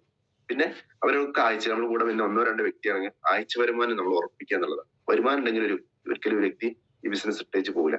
അപ്പൊ ഈ ബിസിനസിന്റെ പോക്ക് നിങ്ങൾക്ക് അറിയാലോ, ഒരു എൻഗ്രാഫ്റ്റാണ് ബിസിനസ് പോകുക. തുടക്ക സമയത്തൊക്കെ എഫേർട്ട് കൂടുകയാണെങ്കിൽ വരുമാനം കുറവായിരിക്കും. പിന്നെ എഫേർട്ട് കുറയുന്നതിനനുസരിച്ച് വരുമാനം കൂടി കൊണ്ട് വരികയാണ്. അപ്പൊ അത് നമ്മൾ വ്യക്തമായിട്ട് ഈ വ്യക്തിയോട് പറഞ്ഞ് മനസ്സിലാക്കി കൊടുക്കുക. നമ്മൾ ലക്ഷങ്ങൾ കോടികൾ ഇൻവെസ്റ്റ് ചെയ്തിട്ടുള്ള നമ്മൾ സമയമാണ് നമ്മളിവിടെ ഇൻവെസ്റ്റ് ചെയ്യുന്നത്. അപ്പോൾ അതിൻ്റെതായിട്ടുള്ള സമയം നമുക്ക് ഈ ഒരു ബിസിനസ്സിൽ വേണ്ടി വരും എന്നുള്ളത് തന്നെയാണ്. അത് അവർ പറഞ്ഞ് വ്യക്തമായി മനസ്സിലാക്കി കൊടുക്കുക എന്നുള്ളതാണ്. പിന്നെ പരാജയപ്പെടാൻ ഒരുപാട് കാരണങ്ങൾ. നമ്മൾ ഈ ബിസിനസ് വന്ന് പല ആൾക്കാർ നിർത്തി പോകാനൊക്കെ ഒരുപാട് ചാൻസ് ഉള്ള കാരണം എന്താ, തുടക്കത്തില് ഞാൻ പറയുന്നത് അനുസരിച്ച് ഒരു ആറ്റിറ്റ്യൂഡ് ഇല്ലാത്ത ആളുകൾ ബിസിനസ് തുടക്കത്തിൽ തന്നെ ബിസിനസ്സിന്റെ ഒരു എന്താ പറയാ പാടത്ത് എന്താ പറയാ കൂലിയും പാടത്ത് പണി വരമ്പത്ത് കൂലിയും എന്നുള്ള രീതിയിൽ എന്ന ആൾക്കാർ ഇന്ന് വന്ന് നാളെ തന്നെ കിട്ടണം, പൈസ കിട്ടണം എന്ന ആൾക്കാർ ബിസിനസ്സിൽ സക്സസ് ആവില്ല. ഒരു ബിസിനസ്മാന്റെ ആറ്റിറ്റ്യൂഡ് വളരെ ഇമ്പോർട്ടന്റ് ആണ്. പിന്നെ വിശ്വാസം ഇല്ലാത്ത ആൾക്കാർ പരാജയപ്പെട്ടു. വിശ്വാസം വരുന്ന എങ്ങനെ, ട്രെയിനിങ് പ്രോഗ്രാം അറ്റൻഡ് ചെയ്യാതിരിക്കുക. ഞാനും മൈ ലൈഫിൽ ഉണ്ടായിരുന്നു, ഞാനും കഴിഞ്ഞ 4 വർഷം മൈ ലൈഫ് ചെയ്തതാണ്, എനിക്കൊന്നും കിട്ടിയില്ല എന്ന് പറയുന്ന ആൾക്കാരെ നിങ്ങൾ ശ്രദ്ധിക്കുക. അവർ എത്രത്തോളം പ്ലാൻ കൊടുത്തിട്ടുണ്ട്, അവർ എത്രത്തോളം ട്രെയിനിങ് അറ്റൻഡ് ചെയ്യുന്നത്, അവർ എത്രത്തോളം പ്രോഗ്രാമിൽ വരുന്നത്. ഇതൊന്നും ഇല്ലെങ്കിൽ ആ വ്യക്തി പറയുന്നത് ഞാനും മൈ ലൈഫിൽ ഉണ്ടായിരുന്നു എന്ന് പറയും. കാരണം ഈ വ്യക്തി ഇതൊന്നും ചെയ്തിട്ടുണ്ടാവില്ല, ലിസ്റ്റ് ഉണ്ടാവില്ല, പ്രോപ്പറായിട്ട് വർക്ക് ചെയ്യുന്നുണ്ടാവില്ല, വിശ്വാസം ഉണ്ടാവില്ല, കമ്മിറ്റ്മെന്റ് ഇതൊന്നും ഇല്ലാത്ത വ്യക്തികളായിരിക്കും ഇതിനെ പരാജയപ്പെടാൻ കാരണം ഉണ്ടാവുന്നത്. അപ്പോൾ വിശ്വാസം ഇല്ലാത്തൊരു കമ്മിറ്റ്മെന്റ് ഇല്ലാത്ത ആൾക്കാർ പരാജയപ്പെടും. അതുപോലെ ടീം ഡ്യൂപ്ലിക്കേഷൻ നടക്കാതെ വരിക. ഇതിനൊക്കെ കാരണം തന്നെ നമ്മൾ തന്നെയാണ് ആ ഡ്യൂപ്ലിക്കേഷൻ നടക്കാത്തതിന് മെയിൻ കാരണം. കാരണം നമ്മൾ വ്യക്തികളെ പഠിപ്പിച്ചെടുക്കുകയും നമ്മൾ ചെയ്ത അതേ പ്രവൃത്തി അവരെ കൊണ്ട് ചെയ്യിക്കുന്ന സമയത്താണ് നടക്കുക. ഇത് ടീമിൽ നടന്നില്ലെങ്കിൽ സ്വാഭാവികമായിട്ട് അവര് ബിസിനസ് നിർത്തി പോകാൻ കാരണം ഉണ്ടാവുന്നത്. പിന്നെ പ്രയോറിറ്റി കൊടുക്കാത്ത ആളുകളുണ്ട്. നമ്മള് മൈ ലൈഫിൽ 1ാം സ്ഥാനത്താണോ 3ാം സ്ഥാനത്താണോ 2ാം സ്ഥാനത്ത് നമുക്ക് അറിയില്ല. അപ്പൊ അത് എന്ത് ചെയ്യാം, പ്രയോറിറ്റി അനുസരിച്ച് എന്ത് ചെയ്യാം, ഫസ്റ്റ് പ്രയോറിറ്റി നമ്മൾ മൈ ലൈഫിന് കൊടുക്കുക എന്നുള്ളതാണ്. അത് വളരെ ഇമ്പോർട്ടന്റ് ആണ്. എല്ലാം കഴിഞ്ഞിട്ട് എല്ലാ പണിയും കഴിഞ്ഞിട്ട് ലാസ്റ്റ് കിട്ടുന്ന സമയത്ത് മൈ ലൈഫ് ചെയ്യാൻ നിന്ന് കഴിഞ്ഞാല് എല്ലാം കഴിഞ്ഞിട്ട് നമുക്ക് മൈ ലൈഫിന് എന്തെങ്കിലും കിട്ടുള്ളൂ. അപ്പൊ തുടക്കത്തിലേ നമ്മൾ എന്ത് ചെയ്യാം, ഈ ബിസിനസ്സിൽ നല്ല രീതിയിൽ പഠിക്കാനും മനസ്സിലാക്കാനും തയ്യാറായി ഒരു ഫസ്റ്റ് പ്രയോറിറ്റി നമ്മൾ മറ്റുള്ളതിന് കൊടുക്കുന്നതിനെക്കാളും ഫസ്റ്റ് പ്രയോറിറ്റി നമ്മുടെ മൈ ലൈഫിന് കൊടുത്താൽ മാത്രമേ നമുക്ക് 3, 4, 5 വർഷം കൊണ്ട് ഈ ഒരു സക്സസിലേക്ക് നമുക്ക് പോകാൻ പറ്റുള്ളൂ. അത് നമ്മൾ വളരെ ഇമ്പോർട്ടന്റ്. അപ്പൊ യൂസഫ് അലി പറയുന്ന വീഡിയോസ് ഒക്കെ കേട്ടിട്ടുണ്ടാവും. കാരണം രാവിലെ പണി കഴിഞ്ഞ് വീട്ടിൽ വന്ന് കുട്ടികളോടൊക്കെ കളിച്ച് വർത്താനം കിടന്നുറങ്ങി പിറ്റേ ദിവസം വേറെ പണിക്ക് പോയി ഇങ്ങനെ വരുന്ന ആൾക്ക് ഫാമിലി എന്താ പറയാ ആ സമയത്ത് കിട്ടുന്ന ഒരു സപ്പോർട്ട് ഉണ്ടാവും. വീണ്ടും ഫാമിലിയിൽ നിന്ന് കുറ്റപ്പെടുത്തലേ ഉണ്ടാവുള്ളൂ. നമ്മൾ ഏറ്റവും കൂടുതൽ സമയം ഇൻവെസ്റ്റ് ചെയ്യുന്ന ഫാമിലിക്ക് വേണ്ടിയിട്ടാണെങ്കിൽ നമ്മൾ എന്ത് ചെയ്യാം, കുറച്ച് മാസങ്ങളോ ആഴ്ചകളോ നമ്മൾ വീടൊക്കെ വിട്ട് ബിസിനസ് ഒക്കെ ചെയ്യുന്ന സമയത്താണ് ചില കാര്യങ്ങൾ നഷ്ടപ്പെട്ടാലേ ചിലത് നേടാൻ പറ്റുന്നത്. അപ്പൊ നമ്മൾ എന്ത് ചെയ്യാം, ഇത്തരത്തിലുള്ള കാര്യങ്ങൾ വളരെ വളരെ ഇമ്പോർട്ടന്റ് ആയിട്ട് നമ്മൾ ശ്രദ്ധിക്കേണ്ട കാര്യം തന്നെയാണ്. അപ്പോൾ ചില കാര്യങ്ങൾ നഷ്ടപ്പെടണമെങ്കിൽ ചില കാര്യങ്ങൾ നേടണമെങ്കിൽ ചില കാര്യങ്ങൾ നഷ്ടപ്പെടും. അത് ഒരിക്കലും എല്ലാം ഒഴിവാക്കിയിട്ടല്ല, നമ്മൾ ചെയ്യേണ്ടത് എല്ലാം കൊടുക്കേണ്ട പ്രയോറിറ്റി കൊടുത്തിട്ട് തന്നെ നമ്മൾ മുന്നോട്ട് പോകുക എന്നുള്ളതാണ്. അപ്പോൾ പ്രയോറിറ്റി നമ്മൾ മൈ ലൈഫിന് കൊടുക്കുന്നുണ്ടോ നമ്മൾ ഓരോരുത്തർ വിലയിരുത്തുക. പിന്നെ മൈൻഡ് സെറ്റ് 2 മാസം നോക്കട്ടെ അല്ലെങ്കിൽ 3 മാസം നോക്കട്ടെ, എന്നിട്ട് എന്താ പറയാ വരുമാനം കിട്ടുന്നില്ലെങ്കിൽ പഴയ ജോലിക്ക് തന്നെ പോകാലോ എന്ന് ചിന്തിക്കുന്ന ആൾക്കാരുണ്ട്. എന്ന് ട്രൈ ചെയ്യാൻ വേണ്ടി വരുന്ന ആൾക്കാരുണ്ട്. ആലോചിച്ച് നോക്കുക, ഒരു ഡോക്ടറിന് പഠിക്കണമെങ്കിൽ 5 വർഷം മിനിമം ആണ്. 5 വർഷം കഴിഞ്ഞ് പിന്നെ നമ്മൾ എന്താ ചെയ്യാം, ബാക്കി സർജൻസിയോ അല്ലെങ്കിൽ എന്തൊക്കെ ചെയ്യേണ്ടതൊക്കെ കഴിഞ്ഞിട്ട് അവർ ഡോക്ടറായി വരുന്നത്. പിന്നെ ഒരു തെങ്ങ് വെക്കേണ്ട കാര്യങ്ങൾ ആലോചിച്ച് നോക്കുക. ഒരു തെങ്ങ് വെക്കുമ്പോൾ തുടക്കത്തിലേ നമുക്ക് ഇതിന്റെ ഫലം കിട്ടുന്നില്ല. അതിന് തടം കെട്ടി അതുപോലെ വെള്ളം ഒഴിച്ചു കൊടുത്തു, പശു മാടൊന്നും കടിക്കാതെ നമ്മൾ ശ്രദ്ധിച്ച് ഇങ്ങനെ വരുന്ന സമയത്താണ് നമുക്ക് പറ്റുള്ളൂ അതിൽ നല്ലൊരു ഫലം കിട്ടുള്ളൂ. ആ ഒരു മെന്റാലിറ്റിയിൽ വേണം, നമ്മുടെ ആറ്റിറ്റ്യൂഡിൽ വേണം നമ്മൾ ഈ ഒരു ബിസിനസിനെ കാണാം. അപ്പൊ മൈൻഡ് സെറ്റ് വളരെ ഇമ്പോർട്ടന്റ് ആണ്. ബിസിനസ്സുകാരന്റെ മൈൻഡ് സെറ്റ് നമ്മൾ കൊണ്ടുവരിക എന്നുള്ളത് തന്നെയാണ്. വിജയുടെ മനോഭാവം നിലനിർത്തി പോസിറ്റീവായിട്ട് ചിന്തിച്ചിട്ട് പ്രവർത്തിക്കാൻ ശ്രമിക്കുക എന്നുള്ളതാണ്. ഒരു വിജയുടെ മനോഭാവം നമുക്ക് എന്ത് ചെയ്യണം, തീർച്ചയായിട്ടും ഈ ഒരു ഇൻഡസ്ട്രിയിൽ വേണം. അപ്പൊ നമുക്ക് ഈ പരാജയങ്ങളും നമ്മൾ എന്ത് ചെയ്യാൻ പറ്റില്ല, പ്രശ്നം ഉണ്ടാക്കൂല. പിന്നെ കിട്ടിയതിനെ ജീവിക്കണോ ആഗ്രഹിച്ചതിന് ജീവിക്കണം നമ്മൾ എപ്പോഴും തീരുമാനിക്കുക. കിട്ടിയതിന് നമ്മൾ ജീവിക്കുന്നത് നമ്മൾ നിലവിൽ ചെയ്തുകൊണ്ടിരിക്കുന്ന ജോലിയിൽ തുടർന്നുകൊണ്ട് തന്നെ പോയിക്കൊണ്ടിരിക്കുകയാണെങ്കിൽ നമുക്ക് എല്ലാം കഴിഞ്ഞിട്ട് നമുക്ക് എന്തെങ്കിലും മൈ ലൈഫിൽ നിന്ന് എന്തെങ്കിലും കിട്ടുള്ളൂ. അപ്പൊ നമ്മൾ ആഗ്രഹിച്ചതിനെ ജീവിക്കണമെങ്കിൽ നമ്മൾ കുറച്ചും കൂടി ഒരു അധിക എഫേർട്ട് ഈ ഒരു ഇൻഡസ്ട്രിയിൽ ഇടുകയാണെങ്കിൽ തീർച്ചയായിട്ടും നമുക്ക് വിജയിക്കും. കാരണം വിജയിച്ച ആളുകൾ ഒരുപാട് നമ്മളെ മുന്നിൽ കാണിച്ചു തരാനുണ്ടല്ലോ. അപ്പൊ ആ ഒരു മൈൻഡ് സെറ്റിൽ നമ്മൾ ജീവിക്കുക എന്നുള്ളതാണ്. ഒരിക്കലും ആളുകളുടെ അഭിപ്രായങ്ങൾ കേട്ടിട്ട് വിഡ്ഢികളാതിരിക്കുക, സ്വയം വിഡ്ഢികളാതിരിക്കുക വളരെ ശ്രദ്ധിക്കുക. പല ആൾക്കാർ പല രീതിയിലുള്ള അഭിപ്രായങ്ങൾ നമ്മൾ പറയും. നമ്മൾ വേണ്ടപ്പെട്ട സുഹൃത്തുക്കളൊക്കെ ഈ ഒരു ഇൻഡസ്ട്രിയിലേക്ക് വരുന്ന സമയത്ത് അവർ പറയും അതിലൊന്നും പോണ്ട അല്ലെ, രക്ഷപ്പെടാൻ പറ്റൂല, നീ അതിൽ പോയി പെട്ടെന്നൊക്കെ ചോദിക്കണം. അപ്പൊ ആളുകളുടെ അഭിപ്രായത്തിനോടല്ല ചിന്തിക്കണം. കാരണം മഞ്ജുവാര് പറയാറില്ലേ, നവ്യനായ ഒരു സിനിമയിൽ നന്ദൻ എന്നുള്ള സിനിമയിൽ പറഞ്ഞു, ഞാനേ കണ്ടിട്ടുള്ളൂ, ഞാനേ അറിഞ്ഞിട്ടുള്ളൂ, ഞാനേ കേട്ടിട്ടുള്ളൂ എന്ന് പറയുന്നില്ലേ. അപ്പൊ അറിഞ്ഞതും കേട്ടതും പരിചയപ്പെട്ടതൊക്കെ നമ്മളാണ്. അപ്പൊ നമ്മൾ എന്ത് ചെയ്യണം, അതിനെക്കുറിച്ച് സ്റ്റിക്ക് ഓൺ ചെയ്ത് പ്രവർത്തിക്കാൻ തയ്യാറാവുക എന്നുള്ളതാണ്. അപ്പൊ ആളുകളുടെ അഭിപ്രായം നമ്മൾ ഒരിക്കലും കേൾക്കേണ്ടതില്ല. ചെറിയൊരു കഥ പറയുകയാണെങ്കിൽ പറയാൻ പറ്റിയ ഒരു കൈതയും ഒരു അച്ഛനും മകനും കൂടി യാത്ര ചെയ്യുന്ന സമയത്ത് കൈതപ്പുറത്ത് മകനെ കയറ്റിയിട്ട് അച്ഛൻ നടന്നു പോകുന്ന സമയത്ത് ആളുകൾ പറഞ്ഞു, വല്ലാത്തൊരു അച്ഛൻ തന്നെ, ആ മകനെ കൈതപ്പുറത്ത് കയറ്റിയിട്ട് നടന്നു കണ്ടില്ലേ, ഈ വെയിലും കൊണ്ടിട്ട് നിൽക്കുന്നത്. അപ്പൊ എന്ത് ചെയ്യും, ആ മകനെ ഇറക്കിയിട്ട് അച്ഛൻ കയറിയിട്ട് കുറച്ച് ദൂരം കൂടെ എത്തിയപ്പോൾ ആളുകൾ പറഞ്ഞു, ഭയങ്കര അദ്ദേഹം അച്ഛൻ കണ്ടില്ലേ, പിന്നെ കൈതപ്പുറത്ത് കയറിയിരിക്കുക, ആ മകനെ കൊണ്ട് നടത്തിക്കുന്നുണ്ടില്ലേ. ഇങ്ങനെ ആൾക്കാർ അഭിപ്രായം പറയും. ലാസ്റ്റ് അച്ഛനും മകനും കൈതപ്പുറത്ത് കയറുന്ന സമയത്ത് ആൾക്കാർ പറഞ്ഞത്, പിന്നെ ആ കൈതയെ കണ്ടിട്ട് നടത്തിക്കുന്ന അച്ഛനും മകനും നടക്കാൻ കഴിവുണ്ടായിട്ടും ആ കൈതന്റെ പുറത്ത് കയറി നടത്തില്ല. ഇങ്ങനെ ഇതിൽ ഏതാ ശരി ഏതാ തെറ്റ് എന്നുള്ളത് എന്താ അവർക്ക് അറിയുള്ളൂ.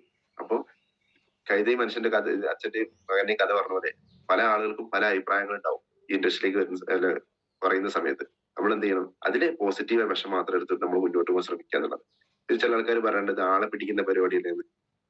നമ്മളിപ്പോഴും കേൾക്കുന്ന കാര്യമാണ്, ഇത് ആളെ പിടിക്കേണ്ട, ആളെ ചേർത്തണ്ടേ എന്നൊക്കെ ചോദിക്കാറുണ്ട്. നമ്മൾ ആലോചിച്ച് നോക്കുക, ലോകത്ത് ഏതൊരു ഇൻഡസ്ട്രിയും വിജയിക്കുന്നതും ആളുകളിലൂടെയാണ്. ആളുകൾ ഉണ്ടെങ്കിൽ മാത്രമേ നമുക്ക് ഈ ഒരു ഇൻഡസ്ട്രി ഏത് മേഖല വിജയിക്കും. ഓട്ടോ ഡ്രൈവർമാർ രാവിലെ ഇറങ്ങുന്നില്ല, ആളുകൾ ചേർത്തല്ല. പട്ടി പൂച്ച ആളുകളൊന്നും എന്ത് ചെയ്യുന്നില്ല, ഓട്ടോറിക്ഷ കയറുന്നില്ല, ആളുകൾ പിടിക്കാൻ തന്നെയാണ്. അതുപോലെ തന്നെ ബ്രോക്കർമാര്, അങ്ങനെ LIC ഏജന്റ്, അതുപോലെ തന്നെ ടീച്ചർമാര്, ഇവരൊക്കെ കുട്ടികളെ എന്ത് ചെയ്യുന്നുണ്ട്, എല്ലായിടത്തും ആളുകളുണ്ടെങ്കിൽ നടത്തുള്ളൂ. അതൊന്നും ആളെ പിടിക്കുന്ന പരിപാടി അല്ലെങ്കിൽ ഇതും ആളെ പിടിക്കുന്ന പരിപാടിയല്ല. എന്നാൽ അതൊക്കെ ആളെ പിടിക്കുന്ന പരിപാടിയാണെങ്കിൽ ഇതും ആളെ പിടിക്കുന്ന പരിപാടി തന്നെയാണ്. ഇത് നമ്മൾ എന്ത് ചെയ്യാം, മനസ്സിലാക്കുക എന്നുള്ളതാണ്. പിന്നെ 100% ഇന്ന് ലീഗലായിട്ട് നമ്മുടെ സർക്കാർ ഇതിനെ മാറ്റിയിടും. അതുകൊണ്ട് ആള് പിടിക്കുന്ന പരിപാടി എന്നൊക്കെ പറയുന്നൊക്കെ കാലഘട്ടം കഴിഞ്ഞു. ഈ ഫെബ്രുവരി 19 ശേഷം വലിയൊരു എന്താ വിപ്ലവകരമായ നേട്ടം, അല്ലെ ഒരു മാറ്റം ഈ ഒരു ഇൻഡസ്ട്രിയിൽ വന്നു കഴിഞ്ഞിട്ടുണ്ട്. ഇനിയിപ്പോ വരുന്ന മാസങ്ങളും വർഷങ്ങളിലൊക്കെ എന്ത് ചെയ്യാൻ പറ്റും, ക്ഷേമനിധി അല്ലെങ്കിൽ പെൻഷൻ പോലുള്ള ആനുകൂല്യങ്ങളൊക്കെ സർക്കാർ നമുക്ക് വരാൻ പോവാണ്. അപ്പൊ സർക്കാർ ടാക്സ് കൊടുക്കുന്ന ആളുകളായിട്ട് നമുക്ക് മാറാൻ പറ്റി എന്നുള്ളത് തന്നെയാണ്.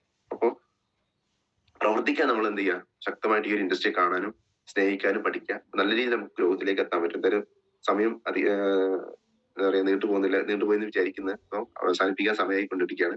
എല്ലാവരും, നിങ്ങൾ ഈ കേട്ട എല്ലാവരും ഈ ബിസിനസിന്റെ കൂടെ പ്രവർത്തിക്കാനും നല്ല രീതിയിൽ വരുമാനം ഉണ്ടാക്കാനും, എന്താ പറയാ, നമ്മുടെ കുടുംബത്തിലെ സ്വപ്നങ്ങളൊക്കെ യാഥാർത്ഥ്യമാക്കാനും സാധിക്കുന്ന ഒരു ഇൻഡസ്ട്രിയാണ് നമ്മൾ അറിഞ്ഞോ അറിയാതെ എത്തിപ്പെട്ടുള്ളത്. അപ്പൊ നമ്മളാണ് ഇതിനെക്കുറിച്ച് പ്രവർത്തിച്ച് മനസ്സിലാക്കി ഏറ്റെടുക്കേണ്ടത്.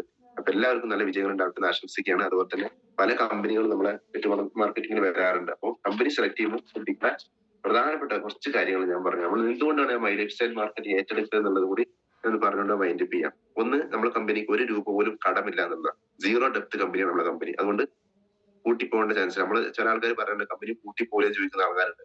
ഒരിക്കലും നമ്മളെ കമ്പനി പൂട്ടിപ്പോകാൻ ഒരു ചാൻസും ഇല്ല. കാരണം എന്താ, സീറോ ഡെപ്ത് ആണ്, 1 രൂപ പോലും കടമില്ലാത്ത കമ്പനിയാണ്. ഇതുവരെ 12 വർഷം കമ്പനി 2013 സ്റ്റാർട്ട് ചെയ്ത കമ്പനി 12 വർഷം കംപ്ലീറ്റ് ചെയ്ത സമയത്ത് തന്നെ 1 രൂപ പോലും എന്ത് ചെയ്യില്ല, കടം ഉണ്ടാവുക അല്ലെങ്കിൽ ഒരാൾക്ക് പോലും വരുമാനം കൊടുക്കാതിരുന്നിട്ടില്ല. വീക്കിലി ഇൻകം ആണെങ്കിലും മന്ത്ലി ഇൻകം ആണെങ്കിലും റാങ്ക് ബോണസ് ആണെങ്കിലും ഒക്കെ കണ്ടിന്യൂസ് ആയിട്ട് എന്ത് കൊടുത്തിട്ടുണ്ട്. കൊറോണ വന്നാലും പ്രളയം വന്നാലും എന്ത് ചെയ്തില്ല, ഇൻകം മുടക്കിയിട്ടില്ല. അതുകൊണ്ട് കമ്പനി പൂട്ടിപ്പോകേണ്ട ചാൻസ് ഇല്ല. റീപർച്ചേസ് നടക്കാത്ത കമ്പനികൾ പൂട്ടിപ്പോകും. നമ്മളെ റീപർച്ചേസ് നടക്കുന്നതിന് ടേൺ ഓവർ വർദ്ധിക്കുന്നതുകൊണ്ട് തന്നെ കമ്പനി ഒരിക്കലും പൂട്ടിപ്പോകാൻ ചാൻസ് ഇല്ല. നമ്മുടെ ഉൽപ്പന്നങ്ങൾ വാങ്ങിയ ആൾക്കാർ വീണ്ടും വീണ്ടും ഉൽപ്പന്നങ്ങൾ വാങ്ങുന്നുണ്ട്. അതുകൊണ്ട് പൂട്ടിപ്പോകാനുള്ള ചാൻസ് വളരെ കുറവാണ്. അമിത വില ഈടാക്കുന്ന കമ്പനികൾ പൂട്ടിപ്പോകാൻ ചാൻസ് ഉണ്ട്. ഇവിടെ നമുക്ക് 22 രൂപ മുതൽ 24 രൂപ മുതൽ ഏകദേശം 4500 ഉൽപ്പന്നങ്ങൾ നമ്മൾ മാർക്കറ്റ് ചെയ്തോളൂ. ഇന്ത്യൻ കമ്പനി ആയതുകൊണ്ട് തന്നെ പ്രൊഡക്റ്റ് റേഞ്ച് നോക്കുമ്പോൾ മറ്റുള്ള ഉൽപ്പന്നങ്ങൾ വില താരതമ്യേന കുറവാണ്. അപ്പോ എന്താ, നമ്മളെ അമിത വില ഈടാക്കുന്നതുകൊണ്ട് തന്നെ കമ്പനി പൂട്ടിപ്പോകാൻ ചാൻസ് കുറവാണ്. ശക്തമായ മാനേജ്മെന്റിന്റെ കീഴിലാണ് സയന്റിസ്റ്റ് വിങ്ങിന്റെ കൂടുതൽ നമ്മൾ പ്രവർത്തിക്കുന്നത്. അതുകൊണ്ട് നമുക്ക് പൂട്ടിപ്പോകേണ്ട സിറ്റുവേഷൻ വരുന്നില്ല. സ്വന്തമായിട്ട് എഡ്യൂക്കേഷൻ സിസ്റ്റം ഉണ്ട്. ഹാർവസ്റ്റ് സക്സസ് അക്കാഡമി എന്ന് പറഞ്ഞ ഡോക്ടേഴ്സിന്റെ പാനൽ അടങ്ങുന്ന ഒരു എഡ്യൂക്കേഷൻ വിങ് തന്നെ നമുക്ക് സ്വന്തമായിട്ടുണ്ട് എന്നുള്ളത് തന്നെയാണ്. പിന്നെ കേന്ദ്ര സംസ്ഥാന സർക്കാരുടെ എല്ലാ നിയമങ്ങളും പാലിച്ചാണ് പ്രവർത്തിക്കുന്നത്. പല കമ്പനികൾക്കും അവകാശപ്പെടാനില്ലാത്തതാണ്, പല നിയമങ്ങളും പാലിക്കാത്ത കമ്പനികൾക്ക് റൺ ചെയ്യുന്നുണ്ടെങ്കിൽ സർക്കാർ ലിസ്റ്റ് പ്രസിദ്ധീകരിക്കാൻ പോകുന്ന സമയത്ത് ഇത്തരത്തിലുള്ള ആളുകളൊക്കെ ഫ്രോഡായിട്ട് മാറുന്നുണ്ടാവും. നമ്മളെ കമ്പനി നമ്പർ 1 ആയിട്ട് മുന്നോട്ട് പോകുന്നുണ്ടാവും. പിന്നെ ഔട്ട്ലെറ്റുകൾ എണ്ണം വർദ്ധിച്ചുകൊണ്ടിരിക്കുകയാണ്. കസ്റ്റമേഴ്സിന്റെ ഈസി പർച്ചേസിന് വേണ്ടിയിട്ട് എന്താ പറയാ ലഭ്യമാക്കുന്നുണ്ട്. അതുപോലെ തന്നെ വിദേശ രാജ്യങ്ങളിൽ കമ്പനി ഓപ്പറേഷൻ ആരംഭിക്കാൻ പോവാണ്. പിന്നെ ക്വാളിറ്റി ഉള്ള ഉൽപ്പന്നങ്ങളാണ് നമ്മൾ മാർക്കറ്റ് ചെയ്യുന്നത്. അങ്ങനെ ഒരുപാട് മേന്മകൾ നമ്മുടെ കമ്പനിക്ക് പിന്നിൽ പ്രവർത്തിക്കുന്നുണ്ട്. പിന്നെ അതുപോലെ തന്നെ ട്രഡീഷണൽ മാർക്കറ്റിംഗിൽ അതേ ഉൽപ്പന്നം ഒരിക്കലും ഡയറക്റ്റ് വിൽക്കുന്ന കമ്പനികളാണ്, അത് കൂട്ടിപ്പോകാൻ ചാൻസ് കുറവാണ്. നമ്മുടെ ഉൽപ്പന്നങ്ങൾ എൻ്റയർലി ഡിഫറെന്റ് ആണ്. കാരണം ആയുഷ് പ്രീമിയം സർട്ടിഫിക്കറ്റ് കിട്ടി ഇന്റർനാഷണൽ ക്വാളിറ്റി ഉൽപ്പന്നങ്ങളൊക്കെയാണ് മാർക്കറ്റ് ചെയ്യാൻ നമ്മുടെ കയ്യിൽ കിട്ടിയിട്ടുള്ളത്. പിന്നെ അതുപോലെ തന്നെ കേന്ദ്ര സർക്കാർ 5 പഞ്ചവത്സര പദ്ധതികൾ ടൈപ്പുള്ള കമ്പനി കൂടിയാണ്. കാരണം skill India, making India, digital India, അതൊരു വുമൻ എംപയർ, അതിലൊക്കെ ഒരുപാട് പറയാനുണ്ട്. സമയക്കുറവുകൊണ്ട് തന്നെ അതിലേക്കൊന്നും കടക്കുന്നില്ല. അപ്പൊ അത്തരത്തിൽ വലിയൊരു മേഖലയിൽ കൈവെക്കാനുള്ള അവസരം നമ്മളെ മുന്നിൽ കിട്ടിയിരുന്നു. നമ്മളെല്ലാവരും ഏറ്റെടുത്ത് പ്രവർത്തിക്കുക. എല്ലാവർക്കും വിജയങ്ങൾ ഉണ്ടാവട്ടെ എന്ന് ആത്മാർത്ഥമായിട്ട് ആശംസിച്ചുകൊണ്ട് എനിക്ക് ഒരു അവസരം തന്നെ നിങ്ങൾക്ക് എല്ലാവർക്കും ഇത്രയും നേരം ശ്രമിച്ച നിങ്ങൾക്ക് എല്ലാവർക്കും നന്ദിയും കടപ്പാടും അറിയിച്ചുകൊണ്ട് ഞാൻ എന്റെ ഈ എളിയ സെക്ഷൻ ഞാൻ വൈൻഡപ്പ് ചെയ്യാണ്. എല്ലാവർക്കും ശുഭദിനം ആശംസിക്കുന്നു. Okay, thank you.